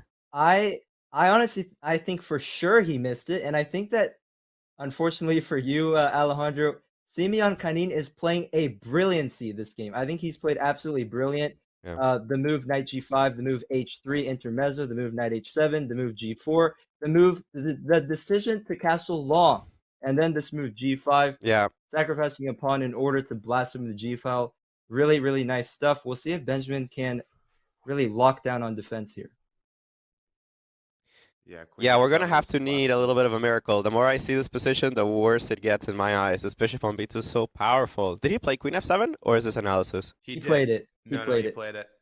So GH6, so what happens here? G8? Okay. I think rook f2. HG? So let's... Yeah, King there's no choice, G8, right? let's say. Yeah, King G8, Queen E... Doesn't queen. No, but this is not clear actually. Horrific. Because that pawn on g7, you use it as an umbrella, right? Yeah, even a move Yeah, like queen e4 apparently already this- drops the eval, but I think knight a5. I thought knight a5 instead of rook Whoa. e8 maybe. I think Alejandro might be right. Yeah. Knight Yeah, a5 knight and a5. queen c4. Oh, Yeah. tying There's too much yourself to counterplay. that Rook Play. pawn. d5, Great knight move. b3. Rook d5, knight b3. Knight Yeah. b3 and then knight d2, yeah. So, Uh-huh. okay, Benjamin has an idea in mind. I guess white doesn't allow rook takes f2 then? I think you Let's see. might, but maybe just control the knight better and put the queen on c3. Oh, but really, I I'm think not. clearly this was the best practical choice. By Yeah, the Benjamin. good try This by is the only way Benjamin. to generate Yeah. active counterplay. Very Typical good try. Benjamin. I love this move. Yeah. I love this move. It's Yeah, practical. Benjamin, Especially because Benjamin, go ahead. Yeah. no, this time, man. This time is stressing me out. 12 minutes every time I see Benjamin, he's in time pressure. It's tough as a coach. Especially in such a sharp position. I'm sure yesterday's match was also pretty tough as a coach. The match against I believe it was UTRGV-B. There were 3 draws. Take us through your feelings and emotions following the game between Theodoro and Wang Tianqi. Oh man, that was a tough one because I was watching that game live in the playing hall when I noticed that Nico could go c7 and win the game. Mm-hmm. But Mhm. he was in such time pressure at that point, and I think that a little bit of fatigue and a little bit of pressure that he had to win in order to win the match. It kind of got to him, and he wasn't able to find it. And it was a real pity because we didn't do the most out of our opportunities, I felt, neither in the morning nor in the match against UTD in the afternoon. And it feels like roller coasters. There's some times that these matches go very smoothly, that you see prep out in right, you get the positions you wanted, worst case scenario, you win by the minimum. But lately, it's been so much more difficult to get this kind of scenarios. We see all these kind of players and all these teams that are putting so much pressure on the top teams to force them to win, and it's very rare that we see wipeouts anymore, even starting from round 1. Yeah, crazy how, any old 2100 is going to know where to put their pieces. Nobody's going to give you an easy game.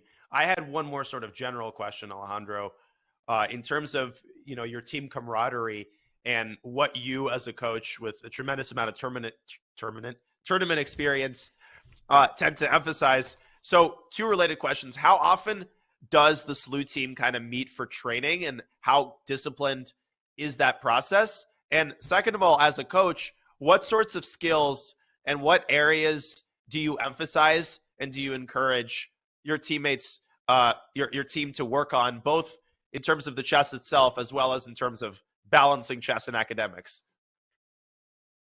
Yeah, the answer to the first one might be a little bit surprising, but we actually don't have any team trainings. I don't think that they're particularly useful because my team is full of people with different strengths, and putting them all together in one group is sometimes difficult.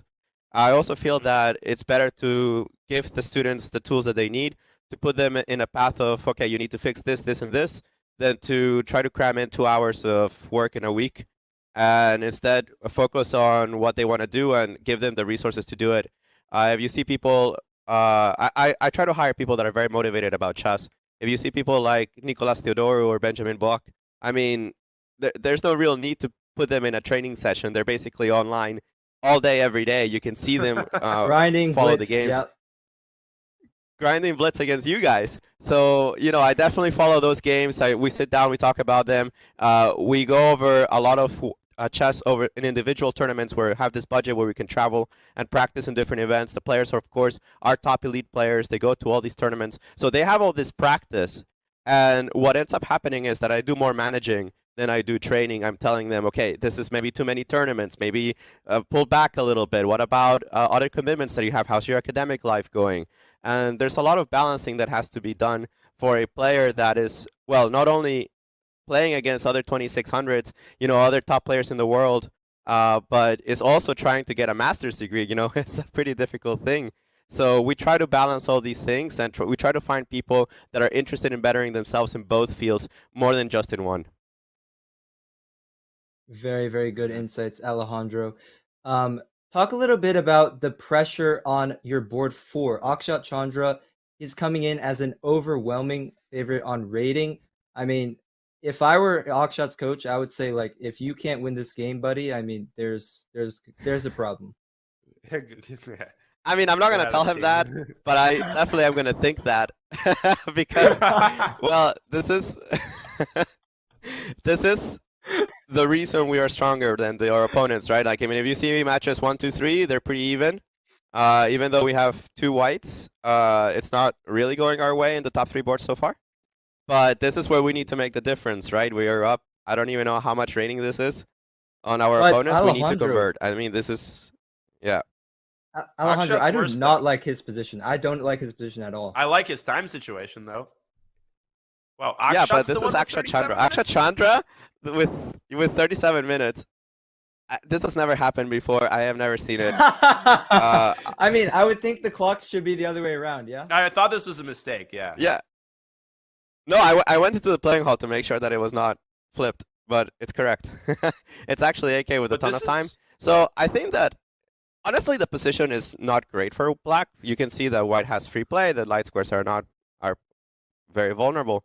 But I like that he keeps a lot of tension. I like that this kind of hedgehog long-term positions. Let your opponent go down on time when they get nervous. Chess is more than just playing on the board. A lot of the times, a way to beat these lower-rated players is off the board. Play on their time, play on their nerves, play on making them make good moves one after another, right? We know how difficult it is to make one good move and then another and then another and then another. Sometimes you just break that cycle. So I still have high hopes for Akshat. I don't think he'll have any trouble. I totally agree with you, Alejandro. I think the psychological part in chess is becoming more well known by the fact that Hikaru and Magnus are using that to really, kind of make their opponents fall in like superior positions. We've heard of the Magnus effect, the Hikaru effect, of course. And I think here a well-timed b5 by Akshat might be what the doctor ordered to complicate matters. One final question for you before we let you get back to the playing hall. What score do you think is going to be necessary for qualification? Would you say 5 out of 6 or 4.5? That's a very good question. Something I've been thinking since the tournament started. I think it's going to be 4.5. It's traditionally been 5 for sure. I mean, the fact that we have the under 1800 section might change those numbers, but traditionally it's been 5 guaranteed. 5.5 usually wins the tournament. Sometimes the tournament is won with perfect score. And then 4.5 with good tie breaks usually gets you in. Mm-hmm. I agree. So your team needs to be accurate. Akshat needs to win. And I know you're going to be nervous as you watch these games. Get into a time scramble. I'm nervous already. Let you go and watch the games. Thank you. Pleasure being with both of you. The insight. Likewise, Alejandro. Thank you. Have a good one. We'll see you around. All right. Alejandro Ramirez, Grandmaster, coach of St. Louis University, now the longtime coach and obviously a very distinguished player in his own right. Alejandro participated in the Olympiad for his native Costa Rica, I think as early as 2004. And he was already a GM. So that's the level of experience this guy has. Great person to have as a coach. Oh, absolutely. I really like what he said, that it's not about the board. It's not always about the board.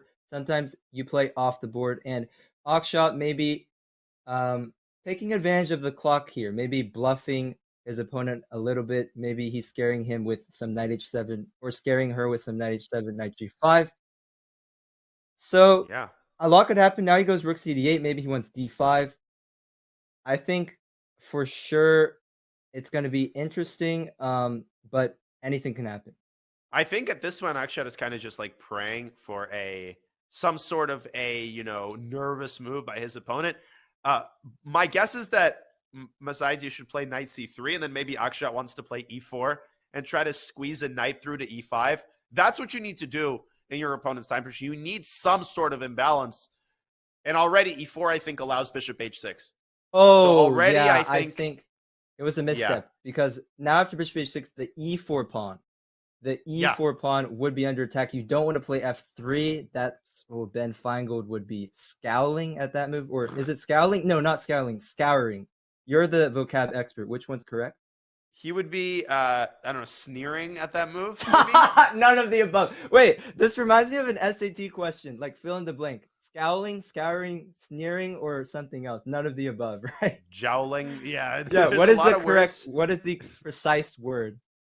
Yeah, I would say sneering. But bishop h6, I think Akshat is going to be thrilled to see this move because he actually now has a specific target that he can attack. So a huge game with tremendous implications, and we will keep a close eye on Akshat Chandra's winning attempts. We are going to go on another short break, and before we do, we wanted to remind you that the official Chess.com Discord server has been revamped.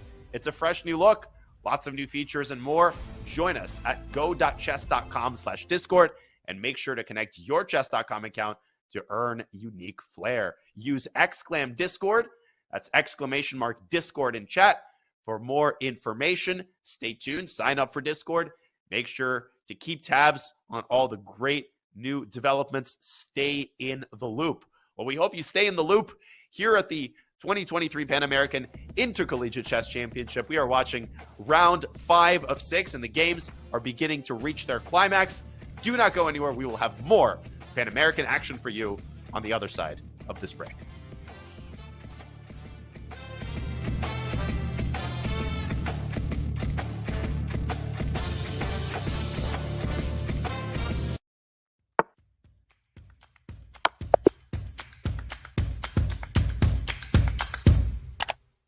Just played an exciting game and want to see if you got a brilliancy?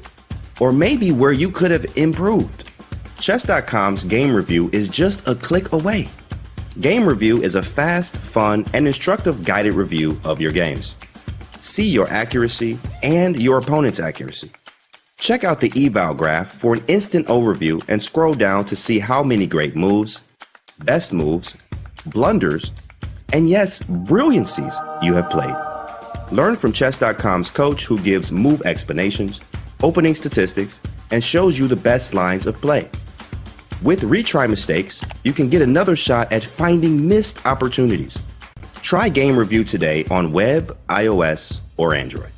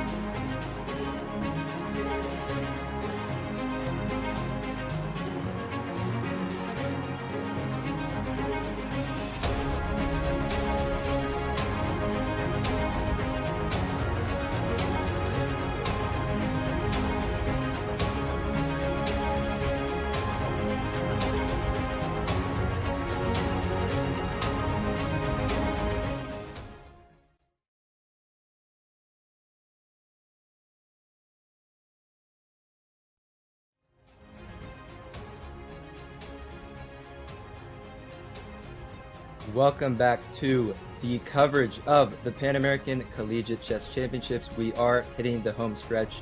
GMJX here with my good friend and my favorite streamer in all of Twitch, Daryl Naroditsky. Danya Naroditsky. Yeah. I'll take Daryl. What do we have here? Should we go to board one? Let's go to board one. So in front of us, we have Akshat Chandra against Masaitsi Bessa. That's what we finished with before the break. This is, of course, Texas Tech University against SLU. We were interviewing Alejandro Ramirez, the coach of SLU. We also interviewed Alexander Onishuk, the coach of Texas Tech, a little bit earlier. But I think we should go all the way back to our top match because we have these players in front of us on camera. And we actually predicted, more like you predicted, a lot of what we're seeing in Gladura against Opar. And this is Webster against Mizzou. God. This is our marquee matchup. Look at this. Exactly what we were thinking. Yeah, there is a new prophet in town, a new sheriff in town. H5. Oparin wants to blast open this king side. I think he can also take on E5 when he wants. I really like how he's playing this game. The only thing I don't like is the fact that he's got 7 minutes on the clock, and somehow the eval bar doesn't seem fully. I'm sure it's very trusting of his sharp. Initiative. I'm sure it's extremely double-edged. Let's try to put in a line. What do you think? Okay, G5. Okay. What do you Let's do? say I take on E5 now, You take on E5. I take on C4. and I play. Wait a second. What did I even want to play here? No, this is not good. Yeah, obviously, if I take the rook, you take on D7 and F4. Yeah, if you take the rook, rook D7, and all the pawns start collapsing here. I actually think Black's position starts to I messed fizzle up. out. Sorry. Rook E5 is a big mistake. I can't allow that tactic. What else do I have? Yeah, maybe G5 underestimated. Queen E6, perhaps? Queen, yeah. Put the queen on like a nice central square. Queen takes Right. H5. There's a check on F3 with yeah. the pawn. That's very... Oh, and then G6 traps the queen. Oh, show that. Please show that. What a line. Takes, bang. Now you slice off the queen's contact with, the second and third rank. Now Black plays G6, forcing the queen further in, and Rook H7 picks it off. Danya, you love these kinds of illustrations. Notice how all of Black's pieces are on light squares. Oh, that is really cool. And all like of the White's checkers? pieces... No, not all of Oh White's my pieces are God. on No, dark no, squares, but do you like except the rooks. It's like checkers, though. No, it is really cool. Literally every one of Black's pieces in a light square. Black doesn't even have a bishop. So, just a coincidence. Absolutely fascinating. I love the move Queen E6. It's such a cold-blooded move. Cool. I'm not sure about cold-blooded. Like, it's very casual. I just want to get out of the pin. So if you don't take on H5, what would you suggest?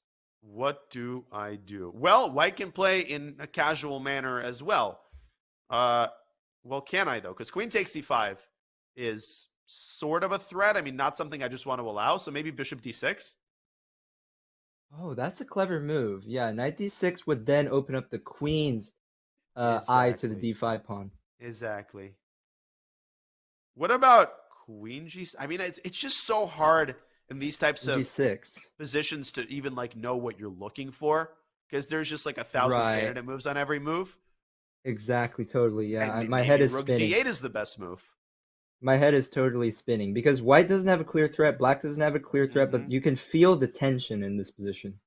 And you can feel that a single mistake could result in a total flip of the evaluation in either side's favor. So I think we should go back to the Rook D8. You were going to say? No, I was gonna say Rook D4, but Rook D4 maybe you could take and take. So I don't know. It's just really sharp, really sharp. I think what we can conclude is that it is obviously a 3-result game, and that is why I think the side with more time in these types of situations just has a major practical advantage. If I had to predict a winner, think that Benjamin Gladura actually has a good shot of swindling Oparin in some sort of time pressure situation. But impossible to predict the outcome of this game. Impossible. Impossible. I totally agree. Every single result on the table. Let's jump to board 2 between Mikhail Antipov and Aram Hakobian. As we pointed out earlier, if you're just joining us now, boards 3 and 4 have already been drawn. It is 1-1. So only 2 boards remaining. And what do you make of this? So queen e5, there's f6. Wait, maybe Aram has turned Hang this on. around.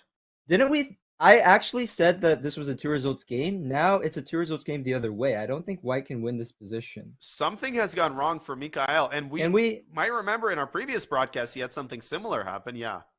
Oh yeah, where he actually made like an unsound sacrifice. He went for a speculative attack that ultimately didn't unfold, and then he bailed out with a perpetual in the end. So maybe we could see a carbon copy right here. We very well could, but I don't think Aram Hakomian is going to let him off the hook that easy. Aram probably senses that he's got potentially a golden opportunity. So black is up a pawn, right? That's fact 1. And fact 2, as you're saying, is that queen e5, as scary as it looks, it runs into f6, and you can't play queen takes e7 because queen takes b2 attacks the rook in the corner. So you have to keep in contact with your bishop, and that greatly limits the range of the queen's mobility. Yeah, it does. It really does. And I'm curious what went wrong here for Antipov. Can we back up just a We just a most bit? certainly can. Let's back up before he lost the pawn and see. Did you see that? Oh my goodness. What a strike by Aram. Oh, so in this position, Antipov, he says, takes. I'm doing great. I've got my bishop where I want it to be. Bang, rook d1 check. That's clearly what Antipov overlooked. Queen takes d1, queen takes f4, and suddenly black's the one with the double attack against white's pawns. But still, I don't think Antipov should be worse here. He went queen e2, and for some reason, he gives away the b4 pawn without much of a contest. Maybe he blundered queen takes b4. I'm not sure if he had anything better, though, because h4 was hanging, right? Well, you could have played a3 Take instead. on, like, wait a minute, but bishop h4, g3. Okay, I probably don't have and anything maybe some there. sort of a perpetual there. But maybe it's the same story where Mikhail is still in I'm playing for a win mindset without realizing that at this point he's basically playing for a loss. That is a slippery slope to go down. It is indeed. No, this So, is like, bad news. I'm trying to think. How do I liquidate I think queen e5 feels right, but queen e5, f6, queen e6, rook f7. Yeah. Maybe like bishop c. No, bishop c1 looks terrible.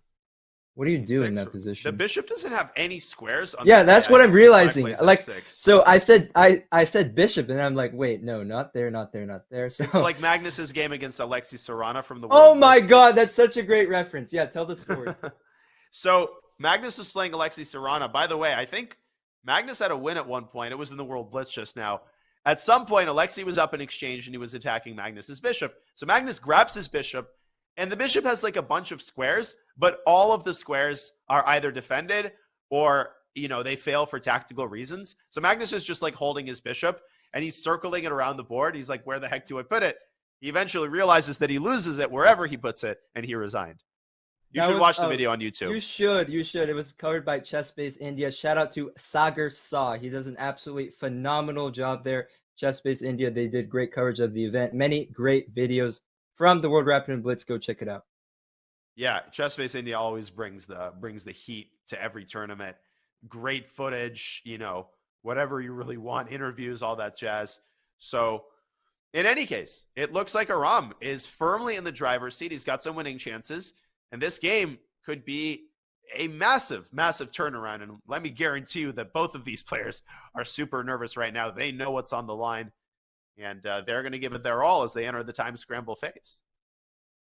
They are indeed. I guess let's take a I think we go around the horn quickly. I really want to just go quick and cover, because there is so much action, actually. Let's look at UChicago against UTRGVB. It's been a while. I think we go fast. Yeah, let's go fast. Let's do a rapid fire review. A Wonder is about to win his game. This is literally 1-0. 1-0. Move on. We speed run it. Yeah, a Wonder is about to win the f7 pawn and the game.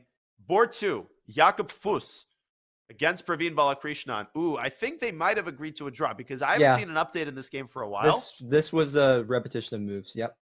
Okay, so Jakub Fuss and Balakrishnan make a draw. On board 3, Kapilchandran and Ozanir. Ooh, that's a 2 results game. Black is pushing here, slightly better pawn structure, blockade on c4. Probably should be a draw, but only black can win this. Definitely. And black should not take a draw here. I think f5. Oh no. You can definitely push it with the very weak pawns for white on the queens and 6 minutes on the clock for the rest Yeah, of the so game. a very good situation for RGB and on board 4. And on board 4, we have Petenya against Zinski. And this game, I think, is about to end as well. Oh, wow. It's going to be 1.5, 1.5. So Chicago is not going to win this match. It's going to be an upset. So a Wonder is going to win, but Petenya is going to win. And you're saying, yeah, Kapilchundran essentially has no winning chances. So it can really only go not two at ways. all. Exactly. What And let's look another at amazing result for UTRGVB. Look at them go. Oh man, they are on 3.5 out of 4, by the way. 3.5 out of 4 in the team event. Wow. That would take them to 4 out of 5. And Chicago would be on 3.5 out of 5 in a must-win spot. So very, very good result potentially brewing there for RGB. Let's quickly move on to the third board. How is Benjamin Bach? How is Benjamin Bach? So first of all, we should point out that Theodoro and Sorokin, this was not as elementary of a draw for Nico as I thought it was, but I think he's found the right way to do it. Essentially, if black plays in this position, the move g5, it may appear that white is in Zugzwang, right? Because you have to move your king. But here's the caveat. After king c3, king e5, I think Nico has accurately calculated Oh my goodness. that king wait. f4 actually loses to king d4. And white just goes after the b my. pawn and promotes the a pawn. Yeah, So this is wow, a draw. that is great calculation by Nico. Can I please do It some is. more shameless advertisement, please? Absolutely. All right, You don't chat. need my permission. Please go check out Danya's Pawn Aw. Endgames course. Go check out Danya's Pawn Endgames course. I browsed a little bit on YouTube. I probably knew most of the material, but in any case, for most players, I think it would be very, very instructive, very informative. Go check that out. Pawn games are such an important part of chess. That's very sweet. I'm touched, and it was so fun to make the Endgame series. I still have about 60 videos in the pipeline. But honestly, like as I was making those videos, I myself was learning a lot about the subtleties. I feel like my pawn endgames actually have improved as a result of making those videos. So it's been good to see, and thank you for that. So this is going to be a draw. GF, F4, and the players are going to reach an impasse where neither king is able to make any progress. So chalk this up to half a point for both teams. Board 2, Conan against Bach. What's going on here? Oh my gosh. Oh my land. Oh my lands, girl. This is crazy. Like, oh my god. Like, oh wait, my can you God, do it? Can you please do it? Like, oh my god. Like, what's going Wait, on no, here? but seriously, This is oh my god. crazy. But oh my god, wait. So hold on. Rook F. Oh, wait. I think I calculated the win. Hold on. I'm checking Well, it. queen d8 does not work as black takes Oh, it it and then doesn't work. covers with rook e8. Okay, hang on a second though. Where's the win? Let's focus. Well, is it? Oh my gosh. You see it or no? I saw a don't crazy actually idea. It doesn't see quite it. work. Let's keep thinking. Yeah. Could it be This queen is- d5? I was going to ask. Oh, he just played It it. is queen Oh, d5. it is. It is. Oh my goodness. Okay, this is game of the tournament. If you just go through the whole game, like, can you go back and go through the whole game quickly? I'll show you how many amazing moves that Simeon. So I mean, let's can you let's actually, say in the his- interest of time, let's start from the opening. Yeah. Wait. First of all, say his name. Say his name. It's if I pronounce it in an annoyingly pedantic way, it's Simeon Chaim. So, but that's if I'm like trying to be proper, you know. But he deserves. I think after this game, he deserves the right pronunciation of his name. Look at how he played this game. He played bishop g4, knight g5, forcing h6. Now, I really like this move, h3. Very classy intermezzo move. I was thinking knight e4, knight h7, but he counterattacks. He not only attacks the bishop, but he makes luft, and he relegates the bishop to h5, knight h7, take. And now he's got the move g4, forcing bishop g6, take. Castle's queenside. Oh, not castle's long. falling No, for he the doesn't temptation. take. He just he doesn't develops his take. pieces instead. Wow. Yeah, you take it from here. Take it from here. And then g5, and this is an incredible move, just blasting through the gates and using the overextended nature of the queen. If queen takes g5, you're allowing infiltration to the 7th rank. So Benjamin, he comes up with a great move of his own. He orchestrates counterplay, but Conan, he takes on g6, on h6. He goes queen d3. What a very composed move. Notice that rook d8 runs into queen takes d8 check with an immediate win. Rook f1, eliminating black's strongest piece. An attempt to orchestrate some desperation tactics, but to no avail. Queen d5 with an iron fist. And why is this move so strong? Let's explain to the chat. Well, first of all, it's a forcing line. So let's go queen d5, cd5, rook f1, rook f1, because you still have to. Black has knight e5 or knight d4. Let's think. So because otherwise, rook f8, rook h8 is made. Yeah, I think you have to go knight d4, and now d6, rook d6. Oh, rook e8, d7. Oh, rook f8. d7. Beautiful. Rook f8. You sack one pawn, you promote the other one. Oh, and the pawns. And there's nothing black can do. Just d7 is coming. It's too many threats. You're stuck in molasses here. Yeah. Oh, you are stuck in molasses. King g7, d7, you're in the pin. Rook d3, d7, rook f8, and d7. Oh my gosh, guys. This is game of the tournament. Can we please get some... I want to get some claps in chat. Let's clap. Is there anything that Benjamin could do to stave off this game, or is it literally over? What if he tries rook literally e over. to e2? What about rook e to e2? Oh! No, I just take on f2 and go queen d8. Oh, look at that. Oh, the rule. This would be the coup de grace. Yes. This would be the coup de grace. Look at this mate. Oh my gosh. As Ray Robson likes to say, le puzzle rush. I definitely agree that if you're barring something insane, and with 14 minutes on the clock, that's an eternity in this position, Simeon should be able to score what will undoubtedly be the game of the tournament. I mean, this is textbook from every perspective. Tactical, positional, opening preparation, you name it. He's displayed every skill to the maximum here. And Benjamin might be about to throw in the towel here. I think so. And that means that Akshat Chandra has to... Or did I skip over a board? Board 3. Sorry, board 3 first. Well, Viktor Matvishin can essentially seal the match for Texas Tech with a victory against Robbie Kavlishvili, and he is better in an endgame. So Alexander Onishuk must be looking at this and kind of starting to salivate here. His team has a big chance to score I would call this, Jay, given how outrated they are on board 4, and let's be completely honest here, board 4 is essentially a guaranteed win. So you're already down a point. But to be able to win the match nonetheless would be an incredible accomplishment. Oh my goodness, absolutely. I totally agree. They were huge underdogs. I mean, we had 3 even boards, 1, 2, 3, but to be that outrated on board 4, like coming in, I would think the players would feel psychological pressure, but they have done tremendously. And yeah, Matt Vishen, he's pressing up a pawn. I think probably Akshat is starting to gain some traction if we go to the Akshat game.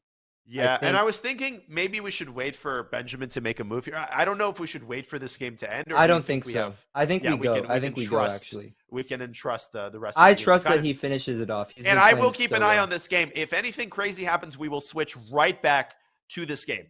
Wait. Speaking of crazy. No, I'm sorry. Speaking of crazy, can you quickly show the finish of Hamas Pateni? Hamas Pateni on board 3. Yeah, well, first of all, I will say that Akshat is about to win. And this is kind of what we predicted, right? As soon as White got down below a minute, unfortunately, she kind of lost her composure, and this game is over. White's king is just getting smoked from all sides here. So it's going to be 1.5, 1.5. It's going to be 1.5, 1.5, and that means it's all coming down to Kavlishvili against Matvishin, because Theodoros Sorokin is a guaranteed draw. You want to look at Patenya against Zinski. Go to Patenya. This is so sexy. What a move to finish this game and score a big victory for How do you like that UTRGVB. How do you like that? Bang! Double pin. Can't take with the knight. Can't take with the queen. Can't move the queen. You're going to lose the queen. And you're going to lose the game. Big win for UTRGV. This is a win they had to get. And they are knocking on the door of yet another huge win in this match, despite the loss of their top 4, Tian Chuan. Yeah, very interesting stuff. We'll keep an eye on the top 2 boards, but I really want to see UTD. Can we go to board 5? UTD B. UTD B. So we're talking Escalante, who won his game, David Brodsky, who's about to lose, Aaron Grabinski, and Karolis Yuksta.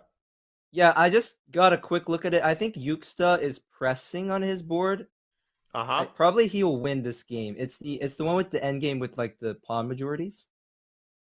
Should I go to that game? I mean, we can just show it for just a brief second. Just show our audience what we're just talking a brief about. second. And then I do want to look back at the Cotton game to see how he actually finishes it off. Sure, absolutely. It's a game that we should celebrate. But this is the Yuksta game. He only has 2 minutes, but I think that is enough to convert the victory here for UT Dallas B team. If he goes, for example, just knight d7 here, I don't see how to defend e5. Neither do I. No, this is not good. It's probably done. All right, so you wanted to go back to Benjamin?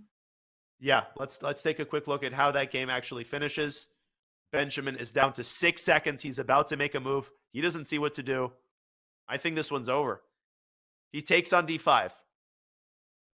Yeah, we're gonna go down the line. CD5, rook f1, rook f1 is forced. Knight d4, d6 is forced. I think I don't even see a way for Benjamin to like give up a piece for a couple of pawns. It's so unlucky because there's so many tries. Like for example, you can try knight f5 or knight e6. Here, I'll show you the lines. Rook f1, knight d4, d6. Play either. I think you should move it. Play either knight e6 or knight f5. I don't care. Yeah, now I go d7, rook d3, rook d1. Rook d1 slices off black's rook, and the knight is just so bad at stopping past pawns. So bad. And that means Benjamin might simply resign. And rook takes b2, which actually might be the best move. Can we get a camera shot? Because Benjamin has 41 seconds. Can we get a camera shot of this game? We'll see if we can make that happen. We do have, I think, a camera shot of the Benjamin game. Awesome. Rook takes b2 though. Stays in the game for the time being. I don't think Benjamin is going to give up just yet. He sacks the exchange and gives himself an uncontested d4 square for his knight.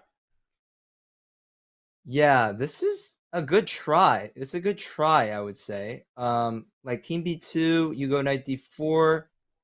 Like if d6.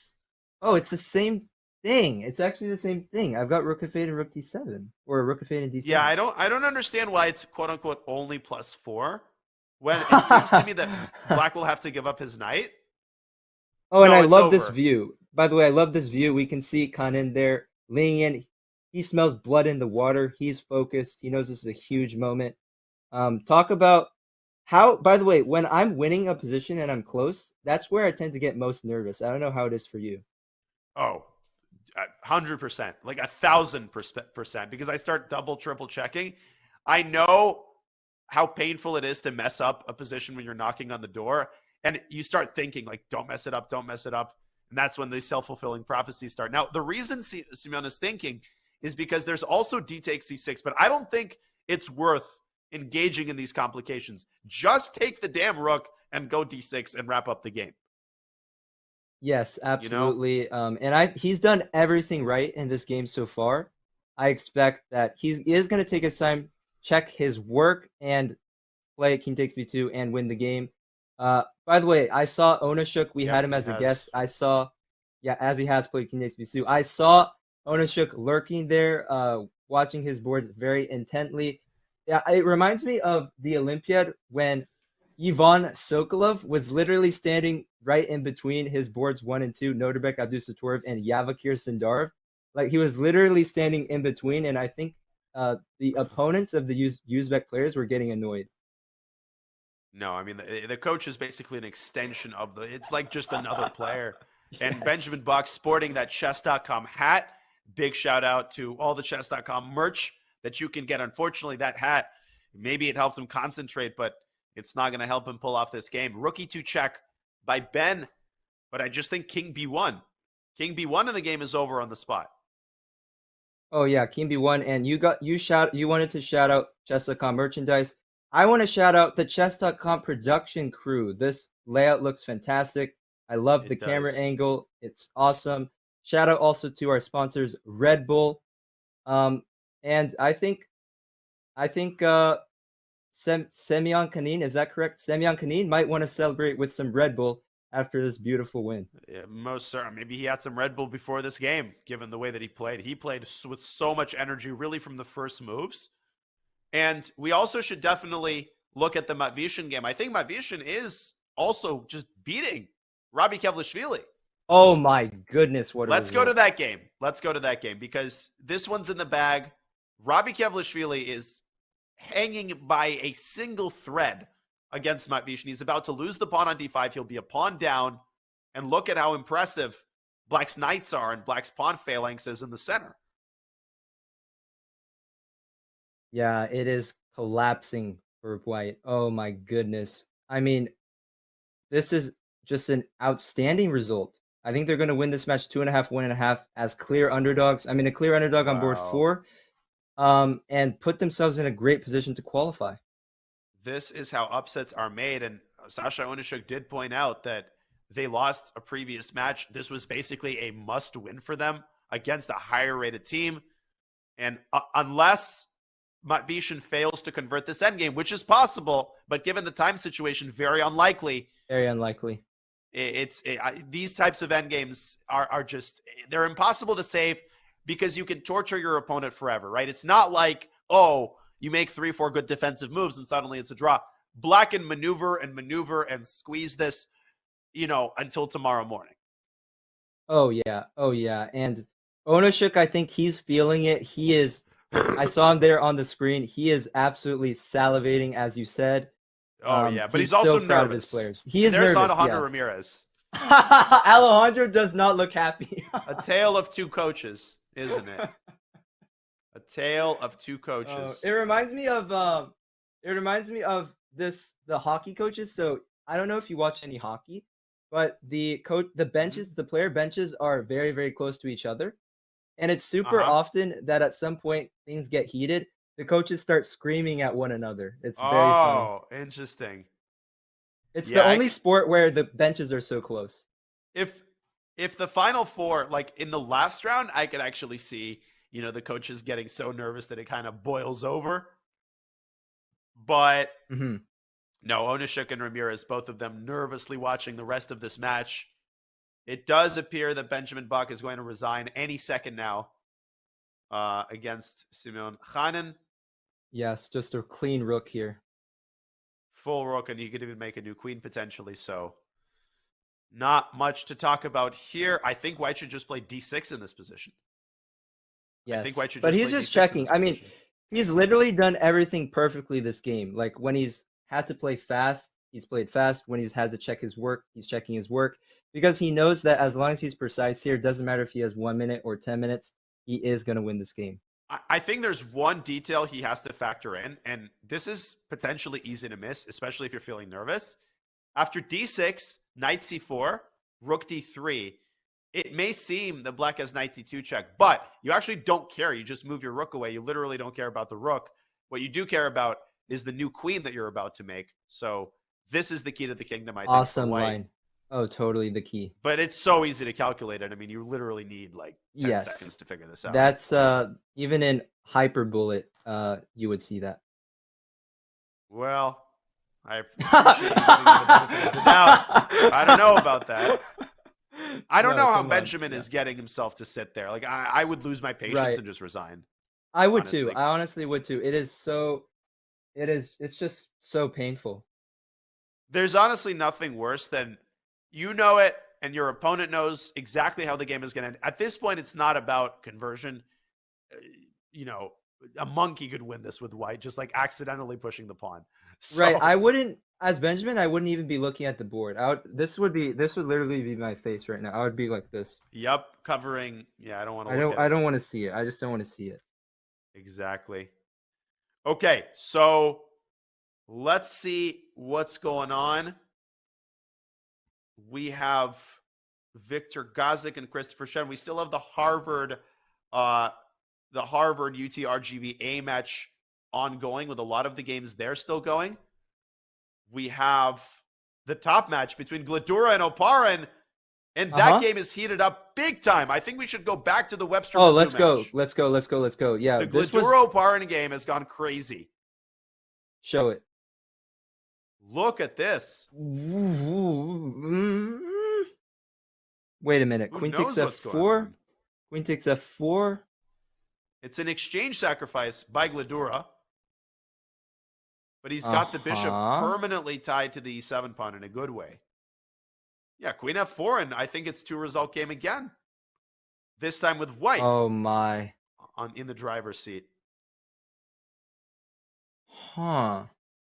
I don't even know how to evaluate that because, I mean, obviously white has a lot of pawns. That pawn on E7 is advanced, but the white king, slightly vulnerable, and sometimes the rook can just control all the promotion squares and hold it together. But there is no doubt that Gladura is the one in charge. He most certainly is. He takes back on F4. Gladura, of course, playing for Webster. And in the context of Arama Hakobian's dominant position, it all of a sudden appears that Webster is completely in charge. Completely in charge. What a crazy turn of events here. That is a big result. I mean, big turn of events. Aram Hakobian is on board too. I think he's also in great shape. Let's take a look at his position and see if he's made any progress. I think he has. They're essentially playing a blitz game at this point. Less than 4 minutes for both players. But can Aram actually convert this extra pawn while ensuring that he doesn't blunder, any Queen H6 related shenanigans? Yeah, I mean, can he take a second pawn? I think he actually can. Like, I don't know, would you be that greedy? The queen on E2 is serving a good purpose there, tying down the queen on C1 to the rook. But I mean, if you can do it, if you can do it, yeah, pawn is a pawn. How do you say this, like with the Russian accent? Pawn is, how do you say it? Pawn is a pawn, yeah, yes. Peshka, yeah. Peshka, yes. I think you see something? A tip of ones is Queen H6, Bishop F8, and Queen F4 with a double attack on Queen F6 and Queen takes C7. Okay, but even if you win the C7 pawn, like that passed A pawn. Like, no, I agree completely. Yeah. Just don't go here because of Queen F6 anyway. Correct. Oh, that is a nice line. You sack the rook, but you have a devastating. It's only a draw. It's only a draw because black can give up the queen on D4, but still, this is obviously not what ends above what Hakobian wants. Let's go back to the live board. What to do for black? I would maybe make a patient move, like, I don't know. I would too. E6, I would too. H5, I love that. Like that. I love. Oh, H5. I'm not sure maybe about H5 is bad. H5. Yeah, but I like what you're saying. Just a passing move, maybe even like an A5. Maybe even like an A5. Just so that after you take on A2, the pawn is further advanced. But he does ultimately decide to go for grab this. the pawn. Very concrete play here by Aram Hakobian, totally fearless. And now the clock actually shows 12. No, clock now shows 3 minutes again. There we go. Queen H6 and Queen F4 was indeed his idea. By the way, Queen C2 is a very easy move to play by accident. Missing Queen F6, super easy in time pressure. And can we once again go to the live video on board 1? Live video. 2 games are going down to the wire. I think we stay here and focus. Yeah, we can definitely chill in our tap match for the time being. I'm also keeping a close eye on our other big match between St. Louis University and Texas Tech. Should there be any clarity in the 2 remaining games there, we will bring you the results as they come in. Akshay Chandra has officially won his game, by the way, against Masai Tibesa. So Texas Tech has no more room for error. They have to try to win their 2 remaining games to win the match. Indeed. So, yeah, while we work on bringing up the video, I'm just going to go ahead and recap some of the results. Let's go around the horn once again. So on board 3, the match between, on board 2, the match between University of Chicago, as you said, is 1.5, with the UTRGV team pushing on board 3. So a free roll, as they say in poker, a free roll for UTRGV. Over on board 4, the match between Harvard and Rio Grande. Can you give us a quick update there? I absolutely can. Let's go We don't even need to go around there, and we can stay on this camera. We stay view. here. I We will stay. just Yes. I will just verbally tell you the Perfect. evaluations on board 1. Jennifer Yu is much worse against Camille Dragoon, much worse, and in time pressure, Camille continues to push for a win, so that's looking pretty good for Harvard. On board 2, Victor Gazik has recovered from a very bad opening, and I think actually stands now slightly better against Christopher Shen. So more good news for UTRGV. On board 3, we have Akira Nakata against Uri Druska, and it does seem like a draw, very unclear endgame. Black has basically 4 pawns. 4 pawns for a knight. So, not every day you see that. Yeah, very hard to evaluate. And on board 4, we have Irakli Baradze. Baradze won. Who has won his game against Wesley Wing. So it does look like Harvard is going down. It's basically over. Yes. UTD, I'll take over, I guess. UTD on board 5, taking on the University of Maryland College Park. University of Maryland College Park, Sahil Sinha with a big upset win over David Brodsky. However, UTD struck back on boards 2 and 3. Should be on their way to winning, boards 2 and board 4. And Grabinski is also winning on board 3. So UTD looks like they will win. Can you give us an update on board 6? Yeah, so our 6th match is, I think that's actually it for what's being covered right now. We have the under 1800 match. Yes, we have the under 1800 match, which we should definitely update everybody on.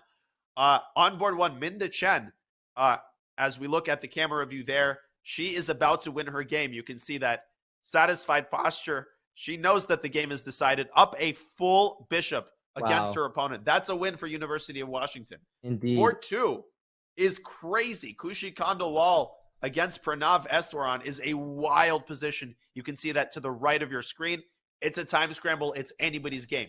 On board 3, you have Harish Srinivasan, who is winning his game for the University of Texas at Austin.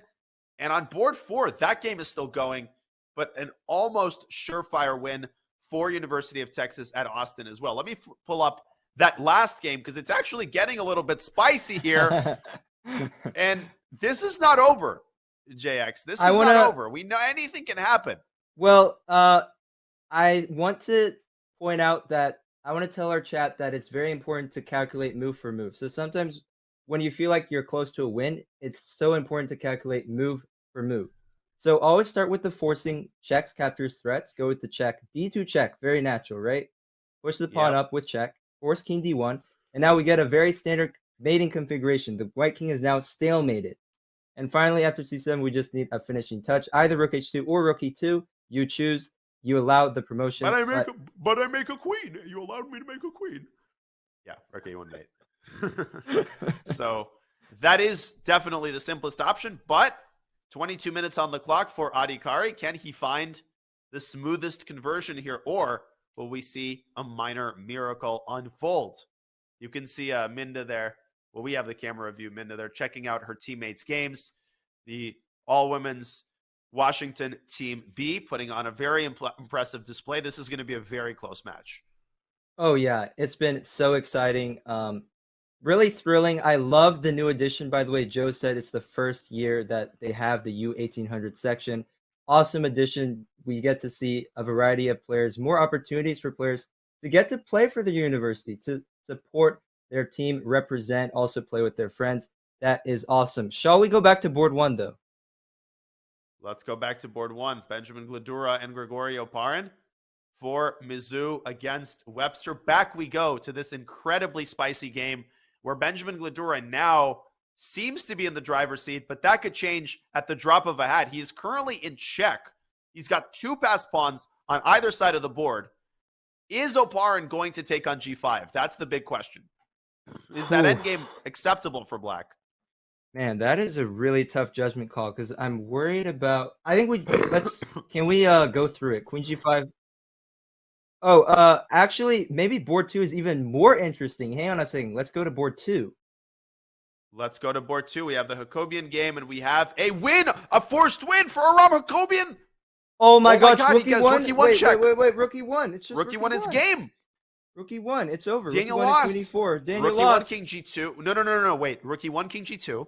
Queen E2. Let's not get ahead of ourselves. Rook E3. Oh, the Okay, point everyone just is. Queen F.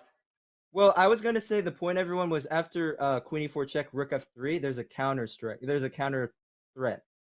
Threat on F7. So I won't make these moves on the board. We're going to wait for Aram to make these moves on the actual board. Rook E1, just follow along in your head. Rook E1, King G2, Queen to E2, and then you go Queen F1. And that has got to be essentially a mate of some sort. I refuse to believe that White can survive that position.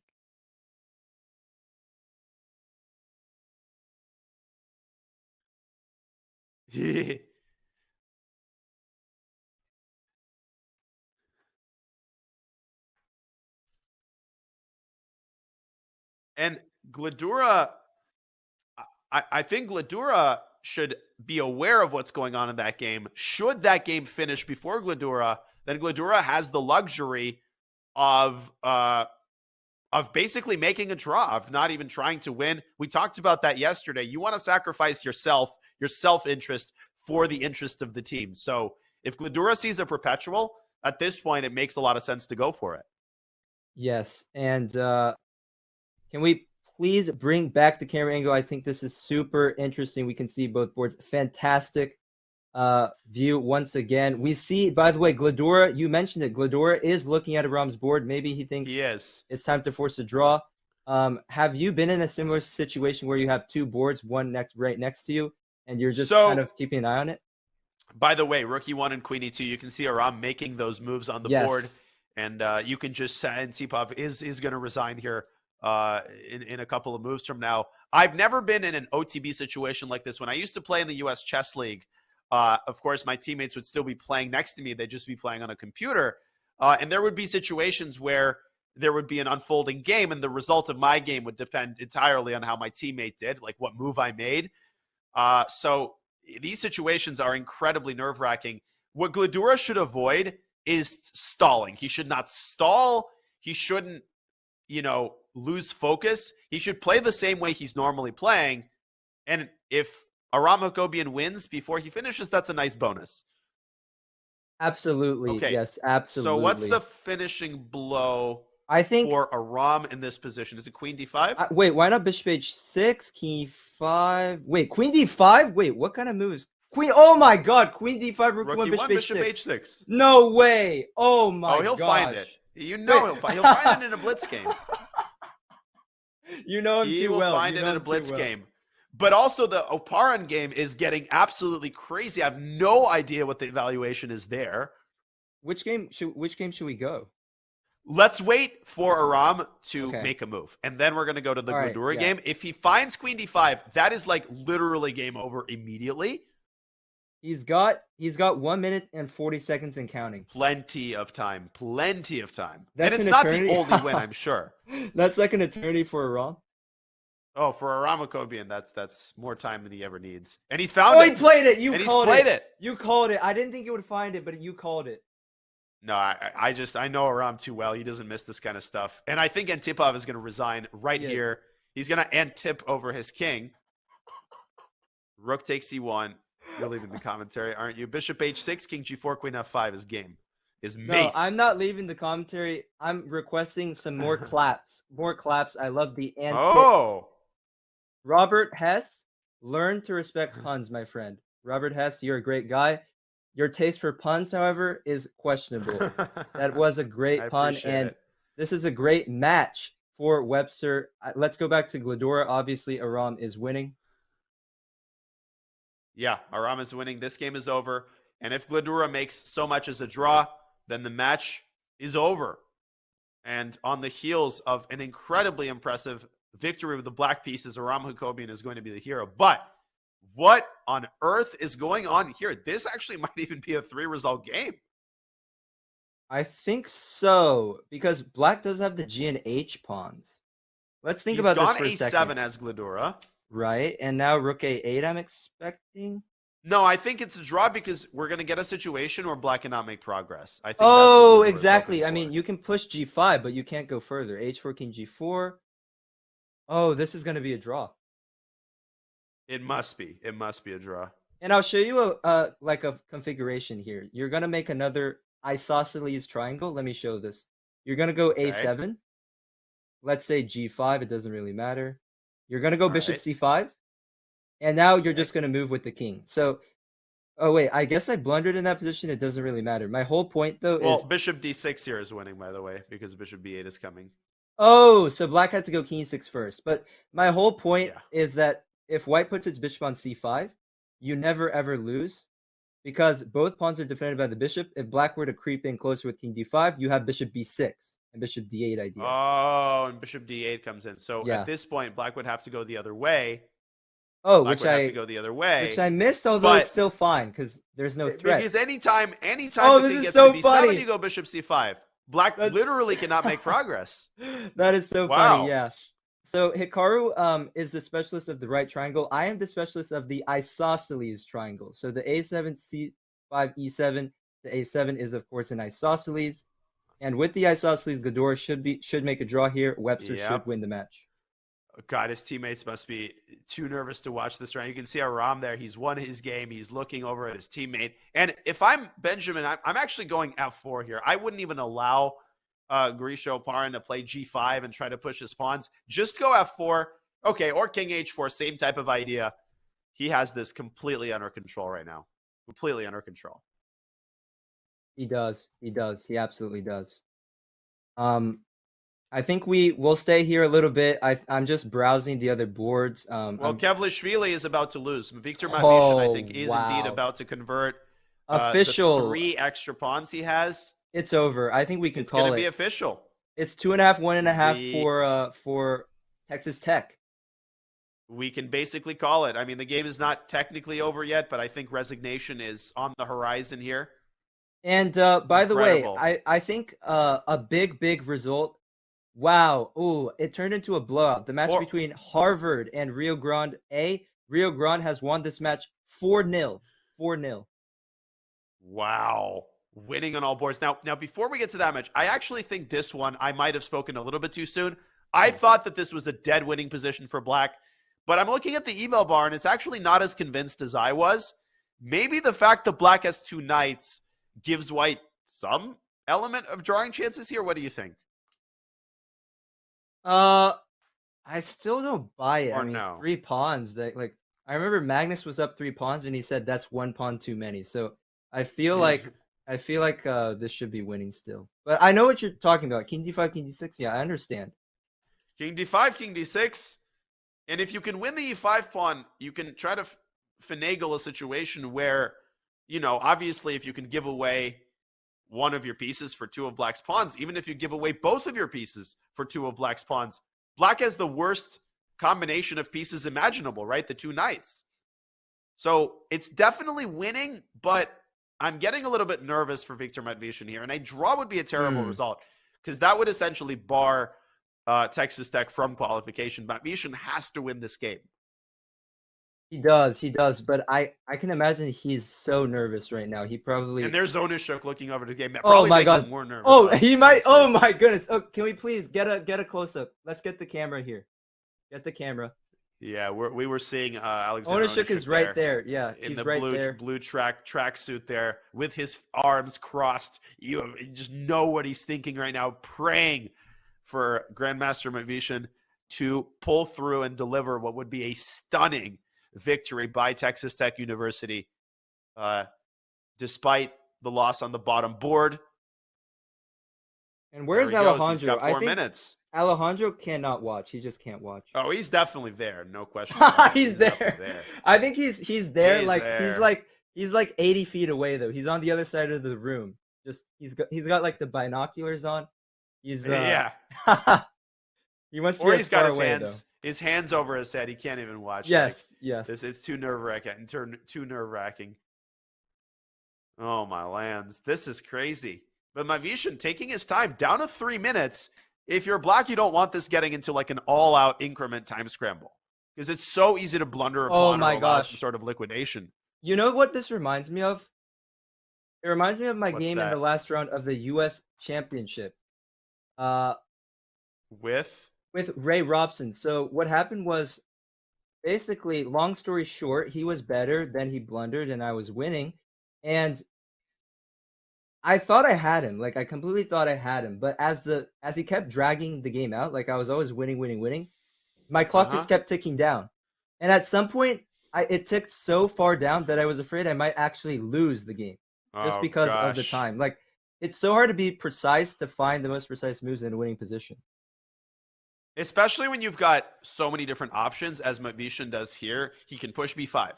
He can move the knight from h4 to f3 and try to cling to this pawn. Obviously, White's not going to capture this pawn if it allows a trade of the knight for the bishop. Let's be clear. White's actual idea is to dislodge the knight from d7 first.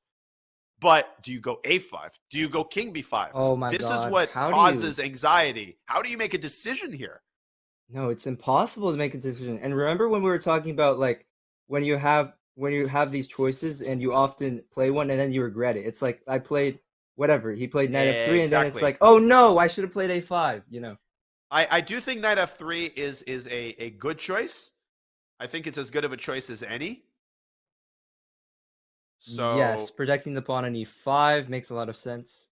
Now it's Robbie Kevelishvili's turn to take his time. He doesn't take much of it. He goes king d6, and he has to. That's the only thing he can possibly do. Where is that knight going to go? Where is that knight going to go? You're right. It's not actually that trivial. What knight about b6, knight... king c7? Exactly. I'm worried about king c7. King b5, king takes b7, a5. Maybe that's what he wants? That's what you do, yeah, because you're shouldering the king. No, but I don't like it. I don't like it, though. I feel like White's going to be able to give away the knight for the a-pawn, division of labor, and then sack the bishop for the e-pawn, and you've got that two-knight versus king problem. That is a great point. The two knights versus king. That is a factor in this position. So I think what you have to do for black is you cannot allow White's knight to sacrifice the a-pawn. We know that rook pawns are the hardest for the knights to deal with, so black cannot allow the white knight to sack for the a-pawn. Nope, and I think Matvishin might have overlooked this. He's taking another big chunk of... He's down on the clock, and Alexander Ondrashik has got to be tearing his hair out right now. His heart is beating at 100 beats per minute. It is. I can tell. It is beating, and he's just pacing back and forth. Which is the ultimate sign of anxiety in a chess coach or a chess player. And that I can say for sure, even though I don't want to go too By crazy. By the way, really quickly, we have a result. Draw by Benjamin Gladura, and Aram Hakobian is the hero of Webster. You can see the coach congratulating that. It's like Kwang Lim, the coach of Webster. 2.5 to 1.5 is the final score as Mizzou is knocked out by Webster. What a result, JX. What a result. And I think it's safe to say that Webster has clinched qualification. This was the meeting between the two only undefeated teams. So they move to 5 out of 5. I think it's secured. It's in the bag. You can say that again. 5 out of 5 by Webster, who, as we said at the start of the show, has a storied tradition of success in college chess, a long-term college program that keeps inviting and recruiting some of the best young players across the world, and they are impressing yet again. They're going to try to finish in style tomorrow, though. They're not resting on their laurels, that's for sure. And let's see what Matvishin has come up with. He sacrifices the knight. Oh, my goodness. Sacrifices the knight. Wow, he's Holy banking. Cannoli. Hang on a second. He's banking on the pawns being quick enough. I'm not 100%, though. Well, I'm not 100% either. The problem is that Robbie has 2 minutes to figure out this slugfest of a position.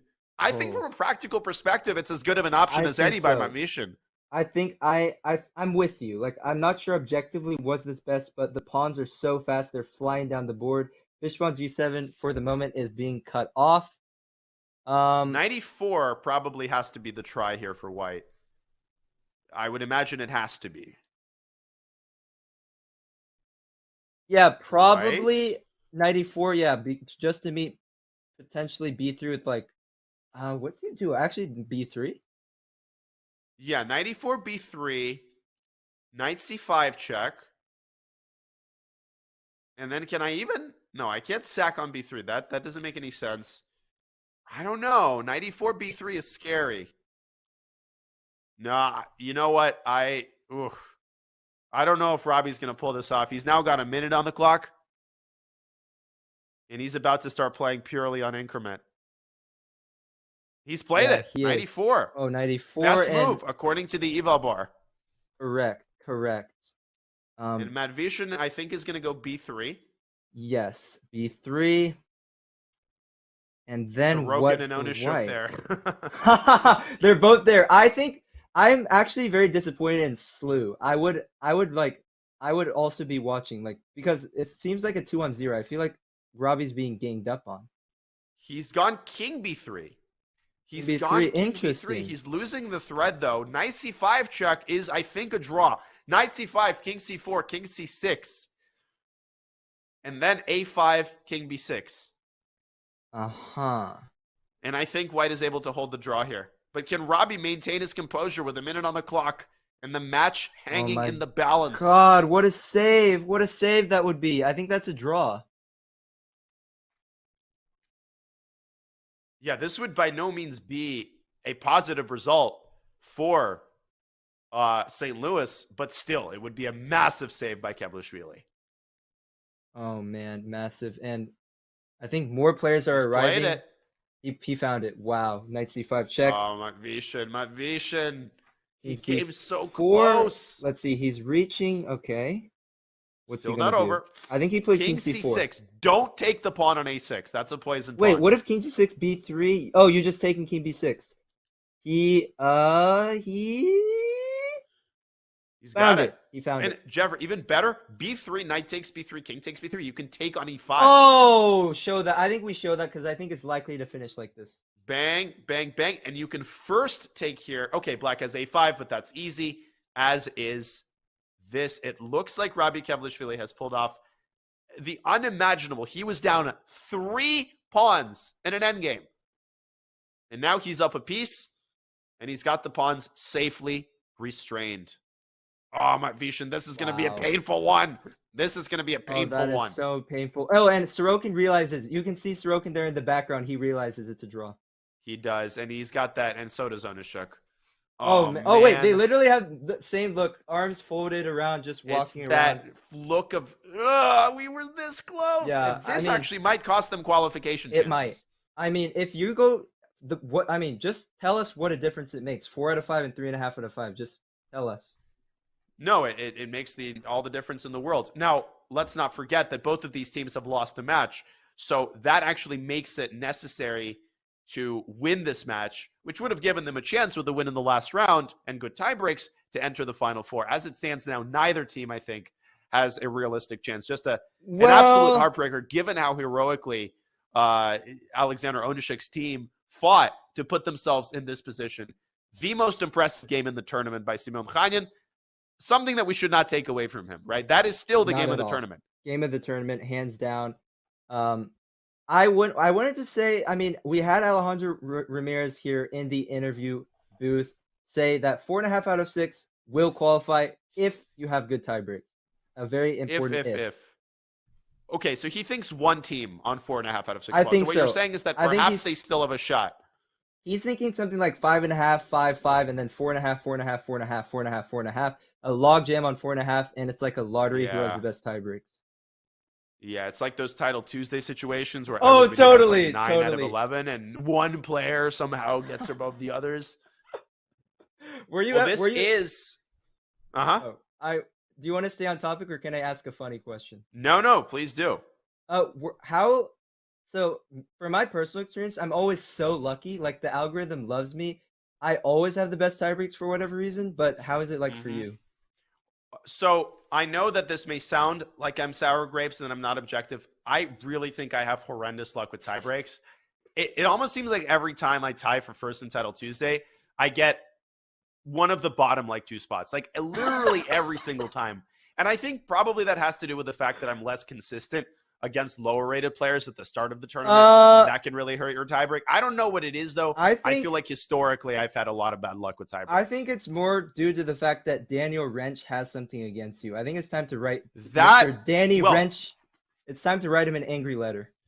That goes without saying. Who says I haven't already written it? Wait, is it just heading to his junk mail or what? His spam folder. And speaking of junk, I mean, Black's pawn chain is a lot of junk. Now, my Vishen has to be careful. Don't give up both of your pawns, because then you're going to be the one begging for a draw. Oh my gosh. Can you believe this comeback by Kevlishvili? I can't believe that. I can't believe the comeback. I can't believe that segue you just made. That was an awesome segue. I think after A3, probably King A4 is the simplest 96 check. It's a draw. Still has to be cautious here to Robbie Kevlishvili. But I think a draw offer is forthcoming by one of the players. And that is going to conclude, I think, all of our top matches. Yeah, I'm just going to give you one more update. Just one last update. Ozanir. Yes, Ozanir. That was the one game, and I think also our under 1800 match. So just a very quick update as these players wrap up. We know it's going to be a draw. On board 1, Webster took down Slew, not Slew, but Mizzou, rather. 2.5, 1.5, securing qualification. This board 2 match between Chicago and UTRGVB ended in a win for UTRGVB. Very, very clutch win by the Turkish star. 2.5, 1.5. Over on board 3 is this match. We are seeing a draw 2-2.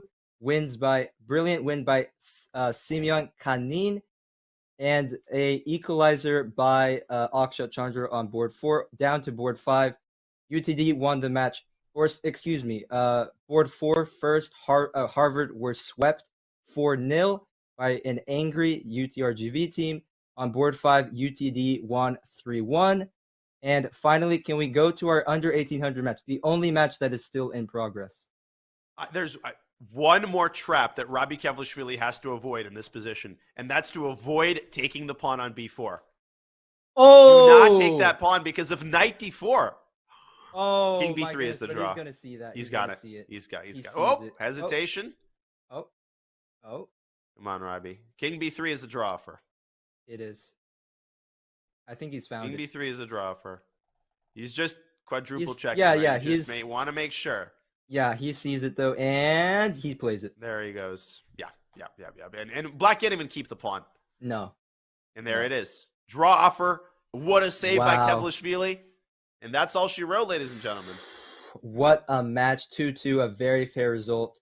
Hard fought by both sides. Impressive stuff. Indeed. Let's quickly jump over to the under 1800, the only match still in progress.